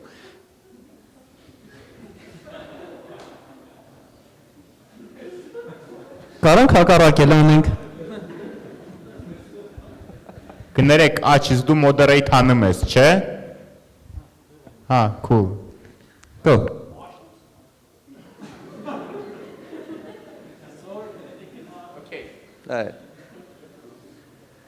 Այդքան data engineering դառնալու համար պրոստը երևի պետք է սկսել իրան անել, ինչ որտեղ բեկը վերցնի ու սկսի սովորացնել, как бы Օրինակ, տեսեք, ես միշտ ասում եմ մարդկանց, ովքեր որ ուզում են վեբով զբաղվել, որ մաթեմի գիտելիքը կրիտիկական չէ։ Դուք սարքելու եք ֆորմեր, դուք HTTP response եք անելու, ու եթե չեք հասկանում դժվար մաթեմ, դա նորմալ է, փորձեք ձեզ։ Երևի թե data engineer լինելու համար ավելի շատ է պետք իմանալ մաթեմ, data structure-ներ, ալգորիթմներ, կա տենց տարբերություն, որ մարդ հասկանա, որ այդ իմն է, ինչ կոսվինի պրիզնիկներ կան։ Գորը փոքր պատասխանի հետո ես կասեմ։ Ինձ թվում է առաջի պրիզնիկը այն է, որ դուք պետք է պատրաստ լինեք շատ տարբեր համակարգերի հետ աշխատելու, այսինքն նես չլինի, որ այս իմ Django-ն է, այս իմ web server-ն է, այս իմ stack-ն է, չնայած էլի web-ի մեջ էլի այդ stack-ը բավականին տարածված է, լիքը բաներ կա, բայց պետք է պատրաստ լինեք գլխի մեջ, ասենք, չգիտեմ, 20-30-ա database-ի անուն իմանալ կամ ինչ-որ տեխնոլոգիա, այսինքն տեխնոլոգիաները շատ արագ են փոխվում, պետք է սիրեք, նաև պետք է հասկանանք, օքեյ, դուք ինչ եք սարքում, որովհետև web-ում երբ որ դուք սարքում եք, դա շատ արագ երևում է, ոնց որ դուք սարքեցիք, ինչ որ բան մի անգամից այդ feedback ունեք։ Այս դեպքում մի քիչ feedback-ը այդքան է կարող է արագ չլինի, էլի։ Okay, այս տվյալները sense մշակեցինք, ստեցացանք, միջև հետո անալիզիկա բան արվի, նոր sense ինչ որ մի բան արդեն ստանում է, հետո նոր արդեն բիզնեսն է մի բան ստանում։ Ձեզ ոնց որ պետք է հետաքրքիր լինի տենց գաղափարներ, ոնց որ օրինակ reliability, այսինքն ես օրինակ այս talk-ը որ լսում էի, այդ առաջինը, որ ասում եմ մի օր տևում է այդ բանը աշխատում է, իմ մոտ առաջի հարցը որ եկավ, պրոստը չի ուզում, բա ինչ է լինում, որ այդ օրվա կեսին փչանում է։ Էլի նորից մի օր աշխատելու է, թե ինչ որ ձև կա ատեից շարունակել։ Այսինքն այդ reliability, scale, այտենց բաներ ձեզ պետք է հետաքրքիր լինեն ու չվախենաք անդադ նոր բան սովորեք։ Երևի դա էլի։ Իսկ այն առաջի հարցին, թե ինչ սովորել, հա, ինչպես դառնալ, այսինքն որտեղից սկսել։ Ես էլի կհամաձայնում եմ, որ environment-ը շատ կարևոր է։ Տենց մի քիչ հատկապես մի քանի տարի առաջ տունը նստած Hadoop-ը մի քիչ դժվար էր պատկերացնել, որովհետև հա ինչ որ կային հələ հնարավորություններ, ինչ որ virtual մեքենայի մեջ set-up անել այդ սաղ բաները, բայց հիմա դառել է ավելի հասանելի։ Հիմա նախ կան cloud-ներ, որոնք ձեզ հնարավորություն են տալի միջև ինչ որ limit ջրի, չենք Hadoop cluster install անել, կպնել, տենալ ինչ անում։ Կան գործիքներ, որոնք թե local մի մեքենայի վրա են աշխատում, թե scale են լինում, օրինակ Spark-ի նման։ Բայց ամենակարևորը փորձել գտնել environment, որտեղ դրանով զբաղվում են, փորձել գտնել, ես կասեի հիմա այդ առաջ մի քիչ շատ էին ասում big data, բայց просто data, էլ data engineering-ն էլ հիմա ես այտենց եմ օրինակ իդենտիֆիկացնում։ Այդ big data-ն մի քիչ անցել է, լիքը գործիքներ կան, որտեղ ու նաև պրոյեկտներ, որտեղ պահանջում է ոչ թե միայն մեծ ծավալի տվյալներ աշխատել, այլ sense փոքր էլի, ասենք չեմ, այս table-ը ստեից այս օրվա կտրվածքով տանել, sense տրանսֆորմացիաներ անել եւ այլ։ Կարելի է սկսել այդտեղից, որը դուք կարաք դա անել ձեր իսկ environment-ում, ձեր laptop-ի վրա։ Կարելի է սովորել այդ գործիքները, որոնք չեն պահանջում sense մեծ cluster եւ այլն։ Ու նաև շատ կարդալ իհարկե կան մի քանի կլասիկ գրքեր, մի քանի կլասիկ բաներ, որ կարդալով արդեն դուք սկսում եք մտնել այդ միջավայրը, բայց մեկը փորձեք գտնել տեղ, որտեղ դա անում են իրոք, որտեղ մի քիչ, բայց դուք ձեր տնային աշխատանքը արած եք այդ տեղը, էլի, այսինքն որ դուք գայիս եք այդտեղ, ասում են, օքեյ, լավ, ենթադրենք մենք քեզ վերցեցինք, դու չես աշխատել Hadoop-ի կամ ինչ որ AWS, ինչ որ big data տենց setup-ներ Բայց ինչ ես դու ինքդ արեք, քո հնարավորությունների շրջանակներում, դա շատ կարևոր է, որ դուք միշտ պատրաստված գաք։ Okay, դուք ավելացնելու ինչ-որ բան ունեք։ Նո էլի այն հարցին ոնց իմանաս, որ big data-ն քոնն է, հա, եթե ասենք դետեկտիվ աշխատել սիրում եք, հա, ասենք նստել ինչ-որ ժամերով քջջել, թե այդ data-ի մեջ տիպը, տեսիմ, էլեմենտար պատմություն պատմում, ասենք data engineering-ը որտեղ է զգացվում, հա, ասենք խնդիր ունենք մի կողմից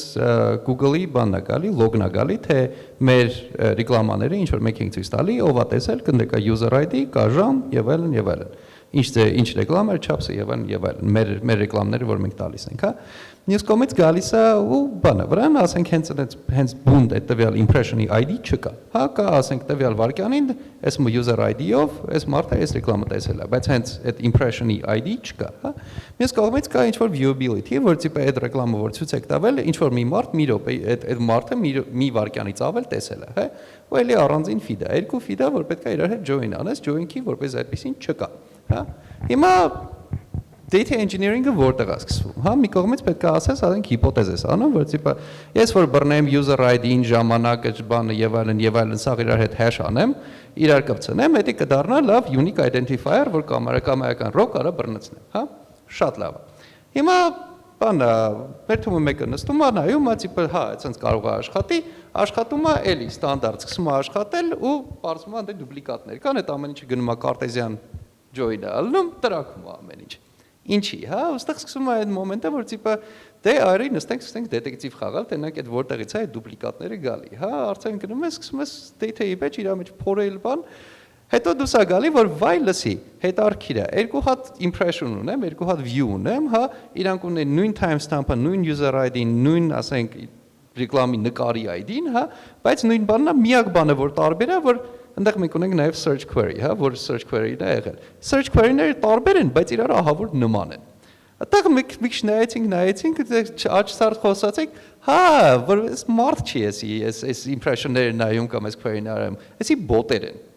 Ու դրանից հետո արդեն նստում հաշվում ես, տիպը քանի տոկոսն է քո տրաֆիկի բոտեր, որտեղից են գալի, ինչի են գալի, ոնց անես որ փակես։ Այ եթե ասես դետեկտիվ խաղերը ցես դզում են, data engineering-ը ձերն է, հա։ Իսկ եթե անեցի փախրես, սա որ նստել եմ այդ սև էկրանի վրա այդ data-ին նայեմ, այդ ուրեմն երևի ձերը չի։ Հա, սիրում են ասել, որ debuging-ի process-ը նման է դրան, որ դու դետեկտիվ ես, բայց միաժամանակ համ մարդասպան, համ violent, համ ժերտվան, ինձ թվում է այդ դեպքում էլի նման է։ Այստեղ տարբերությունը նրանում է մի տեսակ դեբագինգի հետ, հա, ասենք նու կլասիկ դեբագինգի խնդիրներն էլ կան, հա, բայց տարբերությունը նրանում է, որ ոնց որ մենք ունենք երկու տարբեր dimension հայերեն ոնց են ասում, երկու տարբեր չափողականություն, հա, մի կողմից այդ հենց քո գրած ծրագրի չափողականությունն է, հա, որտեղ որ բան ես անում, հա, նայում ես որ քո ծրագիրը ճիշտ է աշխատում, արագ է աշխատում, լավ է աշխատում եւ այլն, ու մյուս կողմից հենց բույն տվյալների չափողականությունն է, հա, որը ինչ որտեղ ավելացնում է բարդություն քո աշխատանքին։ Մի կողմից պետք է մտածես, որ քո ծրագիրը լավ աշխատի, բանանի, մյուս կողմից պետք է մտածես, որ քո տվյալները մաքուր լինեն, ճիշտ լինեն, մեջը խառը բաներ չլինեն, հա, այդ է տարբերությունը։ Այդպես դետեկտիվից սկսեց խոսալ, ես եմ մի հատ кейս պատմեմ, իմ кейսը չի, ուրեմն մի հատ շատ հայտնի կոմպանիում, նո ասենք 2013 թվականի նոյեմբերին տերմին, որ իրենց monthly active user-ները սկսում են ընկնել։ Վայ, ինչ ա եղել, դե գնում են տենում ինչ են այդ օրը ռելիզ արել, որ տենց սկսել է վատ լինել, ստուգում են բան չկա, լավ կարող է կորդ ենք սխալ կարծում, դատան քիչ է գալի, կեսից կորմա գնում են սաղ, Hadoop, բան, Kafka, ինչ կա, չկա, ստուգում են, բան չկա, ասում են, հələ լավ, մի հատ հələ տենանք այդ որ երկրների հաշվին է էլի այդ ընկնում այդ մանստի, տենց այդ կորը բաժանում են երկրների, տենում են Ամերիկայի, միջև հետո ստուգել են Կանադայում ամեն ինչ նորմալ էր։ Ամերիկա չեն ստուգել, ստուգում են, տենում են, վայ, Ամերիկա մենք գնում ենք, ինչ է Ամերիկան, բազմա Thanksgiving-ն է այդ ժամանակ Ամերիկան, ոչ մեկ այդ իրանց ափից չի օգտվում այդ մի քանի օրը։ Ուզում եմ ասեմ, ու այս սաղ data engineering-ի ոնց որ scope-ի մեջ է, որովհետև դու պետքա մի քիչ նաև այդ է պատկերացնես այդ կողմը, okay, որ դատան չկա, դա քո ինֆրաստրուկտուրն է խնդիրն է, քո API գրած կոդի սխալն է, այդ ոնց ասեմ, խնդրի ինտերպրետացիայի սխալն է եւ այլն, էլի, այսինքն տարբեր sense կարանաս այդ shared level-ների վրա իջնես, էլի, միջև կհասնես ինչ որ ներքևները կամ պետքա շատ վերև։ Տենց։ Okay, ասացիք, որ այսա կպատասխանեք հարցերին, որ environment-ն է շատ կարևոր, so պետք է environment-ում սովորեք։ Հիմա տեսեք, ես եթե երրորդ կուրսի ուսանող եմ, իմ մոտ հարց է առաջանում, արդյոք ես invest անեմ իմ ժամանակը դրա մեջ, արդյոք ես կկարողանամ աշխատել այդ մասնագիտությամբ Հայաստանում կամ գլոբալ մարքեթում։ Արդյոք լինելու է պահանջարկ 5 տարի հետո ստեղ կամ էլի գլոբալ մարքեթում։ Ուրեմն ես որ switch եղա data engineering-ի 3-4 տարի առաջ Հայաստանում երևի 2-3 ֆիրմա եմ դա արվում, իմ պրոստը տենց բախտը վերեց, այդտեղ հայտնվեցի, մեկը Montis-ն էր, որը հիմա TeamViewer ադառ է, մյուսը Pixar-ն էր ու էլի միտեղ չեմ հիշում։ Հիմա երևի արդեն մոտ մի 5-ից 10 ֆիրմա է դա տեղի ունենում, կամ շատերը մտածում են, բա պետք է անենք եւ այլն եւ այլն։ Աշխարհում դա դառել է արդեն հասարակ բան, այսինքն data engineer նույն բան ոնց որ նենց տարածված ոնց որ software developer, QA եւ այլ լուբոյ բան, գրեթե այդքան տարածված է, բայց պահանջարկը դեռ շատ մեծ է։ Նու նախ նրանից որ data-ն շատանում է ու insight-ները, որը data-ից կարելի է շատ ստանալ, ավելի գնահատելի են դառնում ու նաև մշակելը data-ն դառնում է ավելի հասանելի։ Հայաստանում, ինչպես միշտ մի քիչ ամեն ինչ մի քիչ հետ է,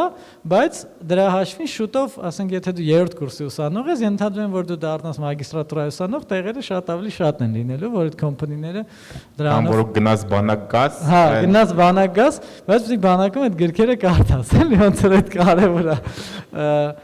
Ու ես խորհուրդ կտամ ուսանողներին միգուցե այդքան հենց internship-ների մեջ ինվեստան, բայց ուսանողը լինելով երբ որ internship ես անում, դու գնում ես, հետո ինչ որ փորձ ստանում ես, գայիս ես շարունակում ես ուսուն։ Խորհուրդ կտամ այդ ժամանակը ծախսել շատ զանուդնի ու անհետաքրքիր բաներ կարդալով, որը երբեք ժամանակ չես ունենա անելով, երբ որ դու գործի մեջ ես, չգիտեմ, գնացեք database-երի տեսությունները կարդացեք, այդ սաղ այդ ինդեքսները, այդ բիթ սաղ, ինչ կա, այն ինչ որ հետո դուք ժամանակ հետո չկա, պետք է սարքես, արդեն ոնց որ արագ վիճակա, այդ սաղ կարդացեք, դրա վրա ժամանակ ծախսեք, իսկ հետո արդեն պրակտիկան, որտեվ ես շատ հաճախ, նույն փորձից ես ծրագրավորող չեմ, էլի, բանը, իմ փորձից ասեմ, որ երբ որ դու չունես այդ հնարավորությունը համալսանում գնալ տենց լեկցիաներին, այդ անհետաքրքիր թվացող բաները սովորել եւ այլն, հետո երբ որ դու ինքնուրույն ես դառնում, շատ դժվար է։ Դրա համար այդ ժամանակը տենց օգտագործեք։ Իսկ եթե ուզում եք արդեն ոնց որ ուսանող չեք, ծրագրավորող եք եւ կամ ուզում եք մի խոսքով զբաղվեք data engineering-ով, այո, հա, հիմա Հայաստանում կան ֆիրմաներ, որոնց պահանջում են data engineering, մեր մոտ էլ է պահանջվում, ես շուտով երևի internship կլինի կամ նույն չգիտեմ internship, բայց կամ ինչ որ junior բան տենց mid position-ներ կլինեն։ Դրսում, դե երկու հարցից պատասխանեմ, հա, մի կողմից առաջինը որն էր, եթե ուսանող ես,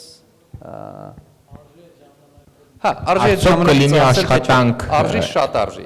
նու ասենք մի կողմից, ասենք, եթե ուսանող եք, մոռացեք այդ Կավկայա, Հադուպա, եսիմ ինչ է, ես ճիշտ նայած, երբ որ մարդում երբ որ ինտերվյու են գալի, ես իրանցից չեմ սպասում, որ իրանք իմանան, ասենք, Կավկայի խորը ինչ-որ մոմենտներ կամ ասենք Հադուպի ինչ-որ խորը մոմենտներ կիմանան եւ այլն։ Ես դա ընդհանրապես չեմ սպասում։ Ինչ եմ սպասում, որ ասենք մի կողմից հենց այդ բուն data structure-ները, ալգորիթմները լավ իմանա, մյուս կողմից էլի, որ էլի կոնե իմանա մարդը անտեր database-ը մեջից ոնց է աշխատում, հա։ Իսկ դա սովորելը, ասենք data engineering-ի հետ կապ չունի, ասենք նույնիսկ եթե ինչ-որ web app է սարքում, հա,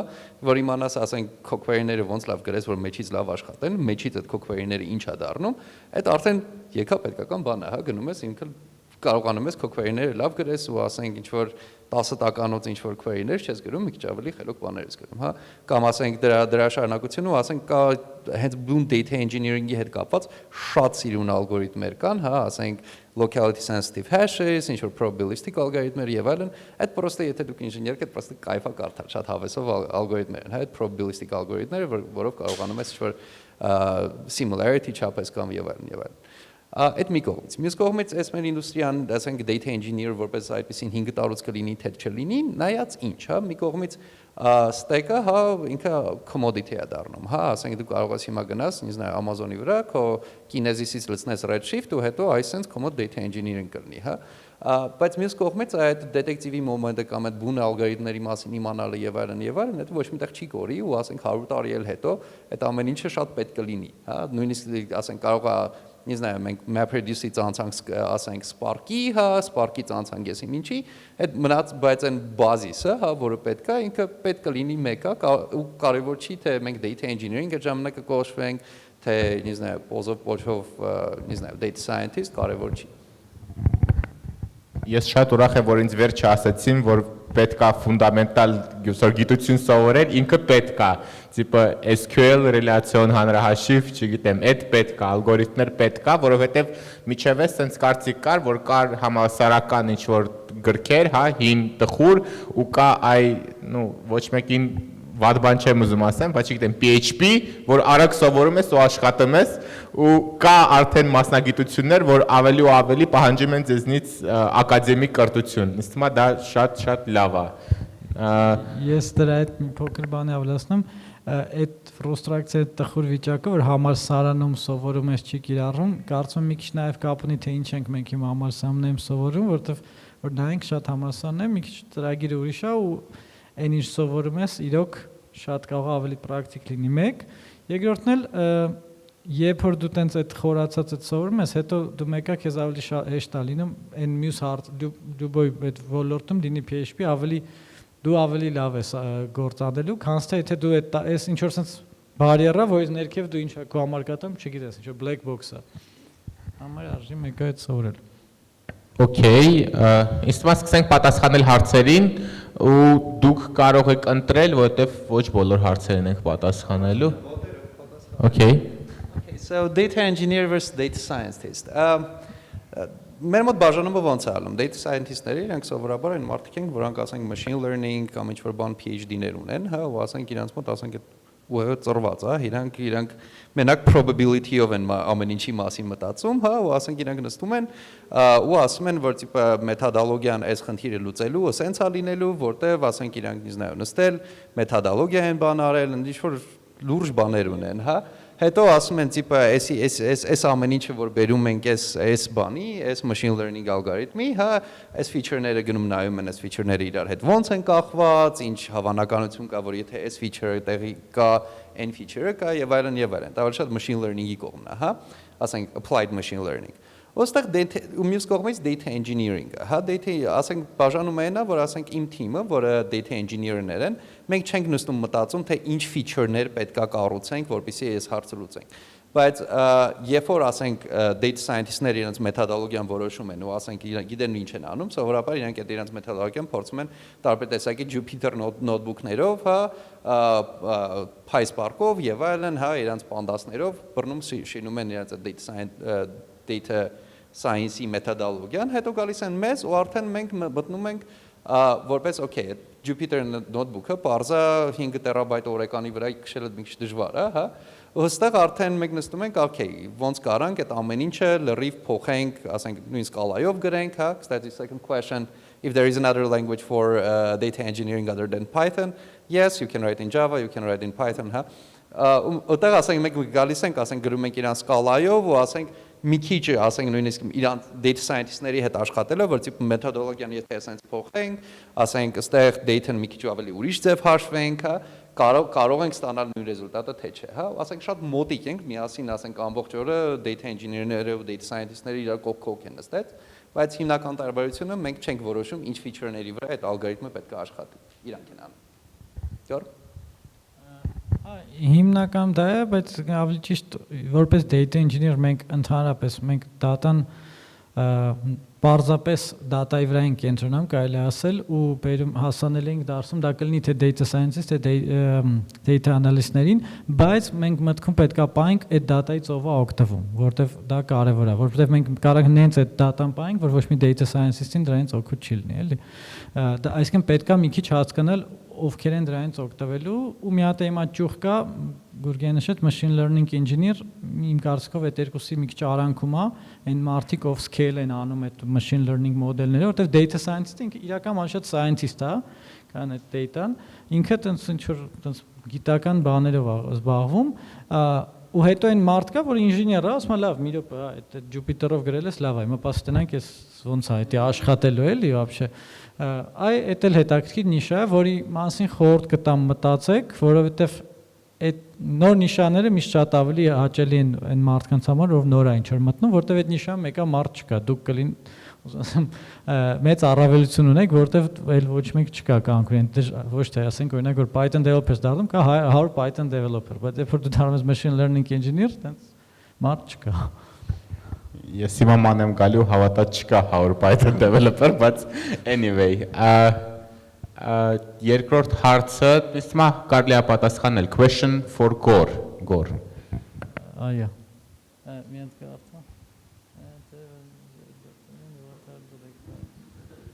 Requirement-ները Կարող ես դու պարտավոր չես պատասխանել այս հարցին, կարող ես skip անել։ Requirement-ները շատ զանազան են, ուզում ասեմ կախված senior-ը ինչ մակարդակա,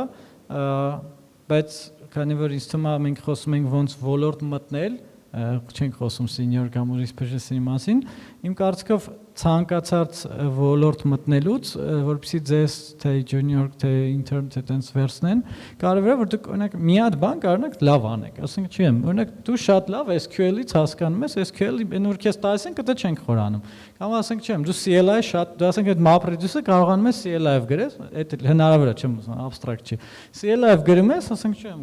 ու աշխատում է։ Այսինքն այդ բանը շատ կարևոր է, որ ես իհարկե փորձված մասնագետներին էլ եմ միշտ հարցում, ասում ես ինչն ես դու, այսպես թույն անում եմ, որ ասես քեզ տալիս են, եթե ասես սարքում ես։ Այդ եթե դուք միշտ տենց մի հատ բան զարգացնեք, ձեր մոտ ջիղ կամ skill եք զարգացնում, այդ արդեն շատ մեծ բան է, որպեսզի ձեզ լուբ այդտեղ Okay, այդ հարցն էլ եմ ուզում տամ, տեսեք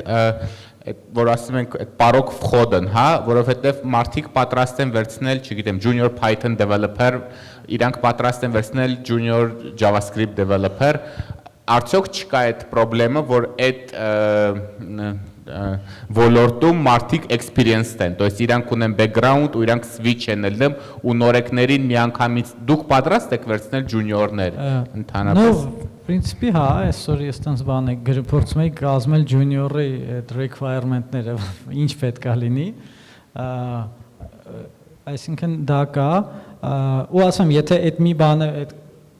ключевой մոմենտը կա, դա արդեն մյուսները հեշտացնում է, որտեղ այդ մարդը փաստորեն հա junior-ը global, որտեղ եթե անկեղծ խոսանք, շատ data scientist-ներ ես տեսել, որ իրանք ասենք coding-ից junior են։ Բայց ասենք այդ մարդը լրիվ ուրիշ ոլորտից շատ ուժեղ մասնագետ է։ Այսինքն այդ junior-ը ասել, եթե դուք բոլոր ոլորտներից եք junior, այդ իհարկե դժվար կլինի, որտեղ այս նենց ոլորտ է, որ շատ կոմպոնենտներ կա, ես ինքս որ հիշում եմ, որ switch էի լինում data engineering-ի, սենց իմ գլխում անունները արդեն սկսել էին խառնվել, ես այդ Kafka-ն, Hadoop, Flume բան, սա խառնում էի, որտեղ ես սենց եկել եմ Python աշխարհից, Java միջև այդ առօրյայում չեմ գրել, ու սենց սկսվեց Java-ն, այս ամեն ինչը բան գնաց, ու սենց հոշում HBase եւ այլն, շատ ավելի դժվար է, բայց իհարկե նաեւ եթե ձեզ հետաքրքիր է լինելով, չգիտեմ, Python developer-ը կամ ուրիշ նու junior չեք կամ ասենք ինչ որ միդ եք, բայց մտածում եք, օքեյ, միգուցե կարող է ինձ հետաքրքիր դեպի այս ուղղությամբ գնալ, ոնց որ մի նեղվեք, որ օքեյ, հիմա ես junior data engineer կամ ինչ, այդ շատ մեկ-երկու տարում այդ շատ հանգիստ լղոզվում է, ու ոչ մեկ չի հիշում դուք երբեք junior եղեք կամ ինչ, էլի։ Կարևորը դուք ձեր նկատմամբ ինչքան առաջ եք գնացել, էլի։ Տենց։ Ես լավ junior-ներին ուզում եմ ասենց մի հատ լավ ոսկու Vedrotam, որ ինքը կա մեր մոտ աշխատի, հա։ Junior-ներին շատ ենք սիրում, junior-ներին շատ ենք գործի ընդունում, որտեղ ասենք մեր սպეციფიკան մեր որպես այդպեսին այդպես դիսցիպլինա, հա, data engineering մինչև այսօր այդքան չկար։ Նոր է, հա։ Դրա համար սпасել, որ ինչ որ միտեղից junior-ը կգա ու ինքը կիմանա թույն data engineering, տենց բան չկա։ Դրա համար ես միակ բանը որ նայում եմ, այդ ասենք intellectual curiosity, որ մարդը հետաքրքրասեր է, որ իրան դզում է այդ ամեն ինչը ու ինքը որ էներգիա ունի, որ ինքը կարա նստի, ասենք ժամերով քջի, ջոգի, այդ ոնց է ամեն ինչը աշխատում։ Այդ երկուսը որ կա, մնացած ամեն ինչը ես կսովորացնեմ։ Ասենք ոնց որ ծրագիր ունենք, հա, թե ինչ ենք սովորացնում, ինչը ինչից հետո, ինչ խնդիրներ ենք տալի, որ այսօր ինքը այս խնդիրն է անում, վաղը ինքը այն խնդիրն է անում, ու ասենք մի տարի հետո ուժը կարող եմ ասեմ, որ տիպ ապեր սենց պետք է ապշինես, որ ինքը այս սենց transformation-ներ անի, ուժը ինքը գնում է, մնացածների հետ խոսում է, ջոգում է, որոշում է, ոնց պետք է այդ ամեն ինչը անի։ Հա? Մի տարին հերիք է, որ մարդ կայանա, то есть արդեն put value բերի company-ին։ Գիտես ոնց, եթե մարդ ինքը լավ ուղեղ աշխատում է տեղն է, հա, ինքը ծրագրավորել գիտի, այնպես չի, որ ասենք սովորացնում ես իրան ծրագրավորել, ու ինքը ջիղ ունի, հա, որ ինքը կարողանում է նստել, ինքը ինչ որ մի բան կարդալ, ջոգել այդ ամեն ինչը ոնց պետք է աշխատի, հա։ 3 ամսում էլ ինքը կարա բերի։ ասենք հիմա ես junior ունեմ, որ ինքը մոտ եկել էր internship-ի, հա, չնայած նրան, որ ինքը masters ուներ, ինչ որ միտեղ ասենք կարող է մի քիչ Hadoop քշել կամ եւ այլն, ասենք եկել է ու ինքը պրոստը տաղանդ է, ինքը 2 ամսից հետո ես իրան տալիս եմ մեծ կտորներ, որ ուրիշներին ես չէի տալի, ասենք մի տարի հետո։ Խի եմ հարցնում կոնկրետ այս դեպքում հասկանալի է որ կան տաղանդավոր մարդիկ, բայց ուղղակի սպეციფიკան ինձ թվում է այն է, որ այնքան բան պետք է իմանաս, հա, Գորը ասեց տիպը 20 database, չգիտեմ, լիքը տեխնոլոգիաներ, то есть օքեյ է կենտրոնանալ մի բանի վրա ու արդեն դու կլինես։ Ասենք իմ բանը այն է, որ ասենք կամայական թմում, հա, կան ասենք ինչ որ արխիտեկտներ, հա, որոնք ասենք այդ 20 բազան գիտեն, հա, այդ ամեն ինչը արել են, уже ինչի վրա այդ не знаю, data pipeline տրակացնել կարելի է уже տրակացրել են, այդ ամեն ինչը գիտել, տեսել են, հա։ Դրա հետ միասին երբ որ վերցնում ես junior-ին այդ ունենալով այդ ասենք այդ data engineer-ը որ global մեծ picture-ը գիտի, որ ասում է, այստեղ elastic ենք դնում, այստեղ Kafka ենք դնում, հա։ Դրանից բացի են մնացածը ամեն ինչ уже ամեն օրվա աշխատանքը անել, դրա համար այդքան բան պետք չի։ Հա, օրինակ ես ավելացնում, էլի իմ փորձից վերցնում եք մի հատ ինչ որ տեխնոլոգիա, ենթադրենք Spark-ը, որը հիմա դարձել է commodity, ասենք data engineer-ները ոնց որ by default պետքա դա երևի իմանան, շատ դեպքերում տարածված տեխնոլոգիա։ Python-ով կարակ գրեք, Scala-ով կարակ գրեք, SQL, բայց պետք չի։ Ոչմ, այդ երկուսով կարակ գրեք, գալիս եք, ասում եք, նայեք, ես այն մնացածը ինչա չգիտեմ, գիտեմ Spark, ու երբ որ դուք Spark ծորում եք, արդեն ուզած մի քիչ Cisco-ում, մի քիչ Enco-ում, ոնց որ ինչ որ հիմք է, որից սկսեք, որտեղ sense գաք ասեք, դե տվեք, դժվար է, էլ սկսում եք այդ մի տեխնոլոգիայից, օրինակի համար։ Այդ տեխնոլոգիայով բարձում է դուք արդեն ինչ որ բան կարող եք անել։ Գայիս եք արդեն ասում եք, ես ուզում եմ data engineer դառնամ, ասում եմ, okay, ես կարաս Ինչեմ տեստ գրես, ես մեր բանը ստուգ ես ճիշտ է աշխատում, կամ կարաս ես ինքը ասում հա, Spark-ի մասը ես կարամ, okay, ինչ որ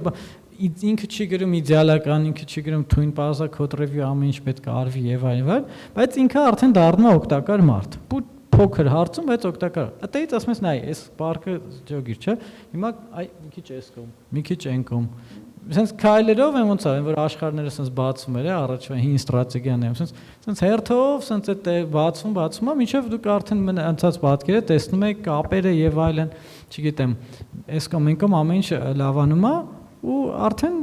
full այդ պատկերը ծածկվում է, էլի։ Ինձ միշտ դուր է գալի իդեան, որ եթե վերցնես ինչ որ senior developer, հա, որ գիտի որ ստեղ Kafka ենք դնում, ստեղ elastic, ու հետը մի քանի հոգի junior, եթե ամեն ինչ ճիշտ է, քիմիա ստացվում է, ինքը sense աշխատող մոլեկուլա է, էլի, շատ ավելի productive, քան even 3 senior-ը միասին, maybe։ So կարծում եմ այդ demand-ը կա ու պետք է junior developer-ներին վերցնել բոլոր position-ներին առանց տենց խտրականության, էլի, տենց էլիտիզմ ստեղծելու։ Okay,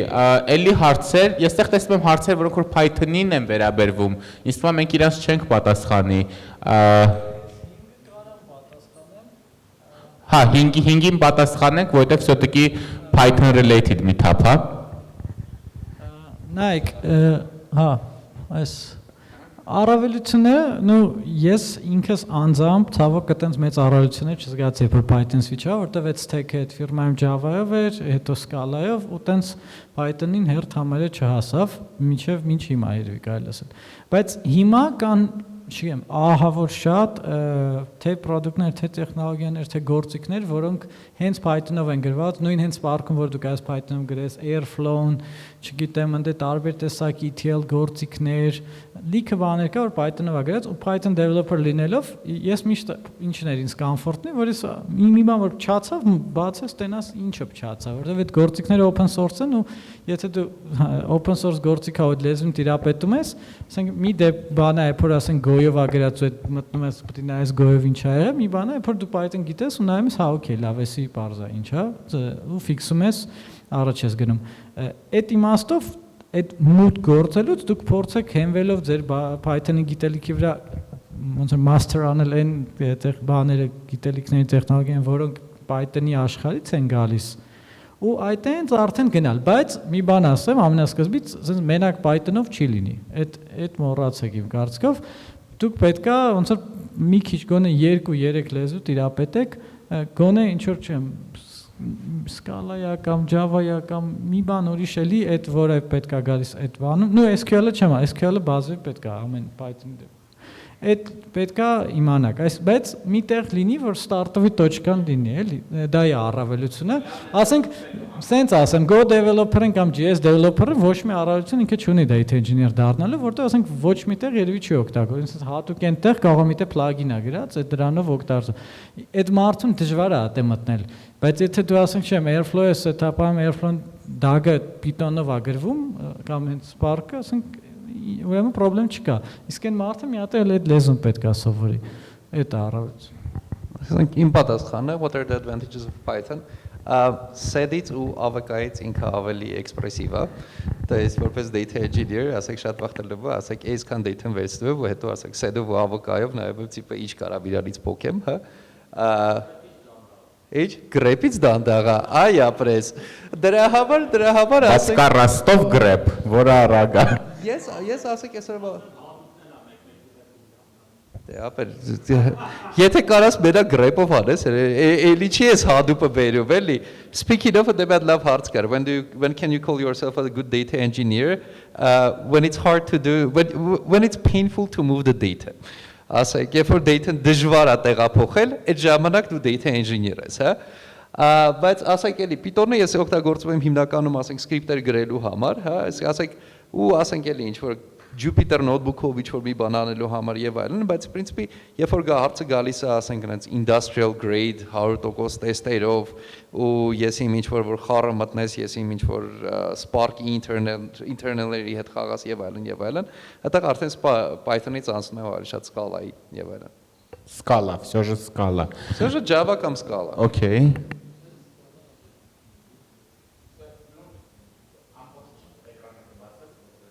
Как раз էս էի ասում, no skepticism at all, JVM-ը այդքան էլ վատ չի, Անդո ջան կներես, JVM-ը այդքան էլ վատ չի։ Չէ, ես պրոստը ինչ նախասիրություններ ունեմ այդ եմ ասում, ճիշտն ասած, նենց ստացվեց, ես Scala էլի շատ վաղուց չեմ ինչ-որ սկսել, data engineer լինելով եմ ոնց որ ստիպված եղա այդ մտնել, սենց ու սկզբից ես այդ ինչ հայելի էս էպտի սովորենք բան ուշում, բայց որ անցա դրան որպես Python developer ինձ այդ լեզուն շատ ավելի հարազատ էր, քան բուն Java-ն, այսինքն ինքը իմ համար էլի էքսպրեսիվ լեզու էր, ավելի քան Java-ն, ավելի կարճ, կոնկրետ ու դրա համար էլ հարց չառաջացավ PySpark-ից օգտվել էլի, դրա համար այդ որ Python developer-ի տեսանկյունից կարծում եմ ավելի հետաքրքիր է, երկրորդն է ինքը ինչ-որ պահին տենց դարավ de facto data engineering-ի լեզուն, որտեղ լիքը գործիքներ դրանով է գրված, ու էլի ասեմ, երբ որ գործիքը դրանով է գրած մի բան չանում է, ավելի հեշտ է այդ լեզուն իմանաս, էլի, դրա համար, կարճ է իրանով գրել, էլի։ Ստեղ մի հատ այնպես լավ հարց կա, սրտիս մոտիկ է, Bioinformatics as a branch of data science, does it have a future in Armenia? Ինչքան bioinformatician գիտեմ, ես ինքս bioinformatikայով էի ժամանակից զբաղվել, հիմա ինչքան ասեք իմ հետ իմ ղեկավարները պաշտպանում, ում հետ որ պաշտպանում էի եւ այլն, սա data scientist են աշխատում։ That's bioinformatikան մի քիչ։ Ես այտենց բիոֆիզիկ էի։ Դա լավ է լացնում։ Ես բիոյի հետ կապ ունեք, վերջում data-ով եք զբաղվում։ Բայց դա լավ է, հետո like there is a lot of big data in there։ Так что այդտեղից լավ սկսելու տեղ է։ Աչ ստեղ մեծ լավը կար data engineers versus big data engineers այսօր որը պրոստը big data ասել է այդքան էլ լավ չի դրա համար լավ տոն չի լավ տոն չի դրա համար սաղս data engineering մեր անուն դրել բայց вообще-то big data engineer էր չէ առօրյայում ասում եմ data-ն մեծ ու փոքր է լինում ու շատ դեպքերում մի pipeline-ը կարող է տերաբայտերով, մյուսը տենց պրոստը այս table-ը սենց իրում բերում, այն մյուս table-ի մեջ գրում է։ R versus Python in view of data engineering։ Չգիտեմ։ Ես R-ը principi ինչ որտեղ նախքին մաթեմատիկներն են շատ սիրում գրել, ես չեմ սիրում։ Statistics-ները։ Հա։ Ինչ կա։ How much data one needs to process to be called a data engineer? Again, if it's hard to move, եթե data-ն այստեղից այնտեղ տեղափոխվելը դժվար է ձեր համար, որտեղ ինքը կամ reprocess անելը։ Հա? Կամ reprocess անելը, հա, որ ասենք։ Տխուր բան։ Էդի լավ չի։ Հա մի հատ էլ բան ասեմ, նոր հիշեցի, այս վերջերս տենց survey կար, բանից Stack Overflow-ից, top առաջի 3 շատ վարձատրվող ու պահանջում այդ տեղերը։ Ուրեմն առաջինը DevOps-ն էր, никто не ожидал, բայց в общем առաջինը DevOps-ն էր թե US, թե Եվրոպայի աշխարհով մեկ, երկրորդը հիմնականում data engineer-ներ, նու կամ երրորդն էր data engineer, երկրորդը data scientist, տենց այդ երկուսը իրար միջով, նու երևի դրա համար ոնց որ պահանջար կա, էլի, կամ DevOps կարակ դարձնել։ Ասենք ես երրորդ կվերցնեմ, does data engineers' responsibilities include statistical data analysis or ML? No, but we like to know enough ML to be dangerous. Այդ համար Okay. ասենք շատ հաճախ մենք data scientist-ների հետ աշխատում ենք, հա, ու ասենք իրանց աշխարհը իմանալ, թե իրանք ինչ են անում, ոնց են անում, շատ օգտակար է գալի, որտեղ ասենք իրանց համար է data ստեղծում շատ հաճախ, հա, դնում ես ասենք ինչ-որ սիրուն ձևի, եթե չիմանաս իրանք դա ոնց են օգտագործելու, հա, գոնե իրանց գործիքները իմանաս, հետո ինչ-որ միացած Frankenstein եք սարքում, որ տիպը լավ, էս ինչի համար սարքեցիք էլի։ Ինձ դուր է գալի, որ ինչ-որ պահի դուք անցաք ինքնասպասարկման ու պրոստը սկսեցիք ընտրել հարցեր, երևի թե վերջի 2 հարցն էլ ընտրենք, որը որ ձեզ դուր է գալիս, որովհետև մեզ ասում են, որ պիցան արդեն եկել է, ու մենք կարող ենք շարունակել մեր շփումը ուրիշ ֆորմատով, հա։ Դե պիցայի հետ կմփիտ անելը դժվար է, ես հասկանում եմ։ Մի հատ փոքր ռեկլամ անեմ էլի, հա, ինձ, հա, չէ։ Ուրեմն ես վերջը այս talk-ից մի շաբաթ առաջ որոշեցի channel բացեմ, որ ոնց որ end of lesson talk-ը ինչ որ ուզենան թե բա ինչ ռեսուրս կա data engineering-ից, ասեմ այս ռեսուրսը կա, բան, ոչ իմ Telegram channel կա, աճ կարաս մի հատ ցույց տաս, ընթացքում կամ վերջում էլի, հա, հիմա շարունակենք, բանը, դու Գոր, Kafka versus RabbitMQ, ինչ, ուր էր, դա առաջի հարցը, by the number of votes, Kafka versus RabbitMQ, հա, նու նայք, իրանք, նախ մեկը Q-ը, մյուսը log-ը, այդպես բան չի ասում, բայց ոնց որ տարբեր scale-ի համար են իրանք նախատեսված, հա, Rabbit-ը կարելի է ինչ-որ ձև scale անել, բան անել, բայց իրենց նպատակները շատ ուրիշ են, ոնց որ Kafka-ն ստեղծվել է LinkedIn-ի կողմից, մի կարելի ասել ոնց որ նրա համար, որ եթե դատան միտեղ գեներացվում է, ու այդ դատան օգտագործվում է շատ տարբեր տեղեր, շատ տարբեր ժամանակահատվածներում նաև, այսինքն ոչ թե հենց հիմա բոլորին պետք է։ Այդ խնդիրը լուծում է Kafka-ն, այսինքն դուք կարող մեջը շատ շաբաթներով դատա պահել ու ինչ որ մեկը կարող է գա որոշի, որ այդ ինքը ուզում է consume անել դատան, դուք կարող եք շատ արագ rate-երով այնտեղ data push անել ու բան, բայց մի հատ խնդիրը, որ այդ միտեղ centralized ունենալ ու hub որպես ծառայի, իմ կարծիքով ես տենց եմ տեսնում։ Իսկ Rabbit-ը ինքը Q-ը ու իր նպատակը այն է, որ դուք տարբեր տեսակի application-ներ, որոնք իրար տարբեր ֆունկցիաներ կատարում, ասենք օրինակ Node.js ունեք ու Java ունեք, ձեր Node.js-ով դուք այդ ձեր մոտ արագ ասինխրոն request-ներն եք process անում ու այն CPU պահանջող task-երը ուղարկում եք Java-ին եւ այլն, այսինքն decoupled այդ application-ներ սարքելու համար եմ ես ավելի տես լավ use case տեսնում։ Կստати ես վերջերս մի հատ ինչ-որ պրոյեկտ աչքովս ընկավ, Pulsar էր կոչվում, Yahoo-ն ոնց որ սարքե, որը ուներ ոնց որ երկուսի նմանություններ, ինքը թե կարար տես queue գործեր, թե որպես stream processing դրա համար այդ տես բանի սեմանտիկայի բան չկար, Kafka-ն at most once. Չէ, սեմանտիկաները արդեն սաղ կա, даже այդ exactly once-ել են մցրել, բայց տարբեր նպատակների համար։ I'll take the second one, who is DBA-ին then. DBA մի քիչ ավելի կլասիկ, ասենք տիպը ես գիտեմ ոնց գնալ Oracle-ի քո настройкան անել կամ խոսքի MySQL-ի կամ MS SQL-ի հետ, ասենք ոնց իրան настройка անենք, որ ինքը լավ աշխատի կամ քո query-ները ոնց գրենք, որ ինքը լավ արագ աշխատեն, հա, այդ կլասիկ DBA-ն է, հա, կամ ասենք քո data-ի, ասենք էլի SQL-ի աշխարհում, թե ոնց կառուցել քո տաբլիցաները, որտեղ index դնել, որ լավ աշխատի։ On the other hand, data engineering ավելի մի քիչ բարձ է։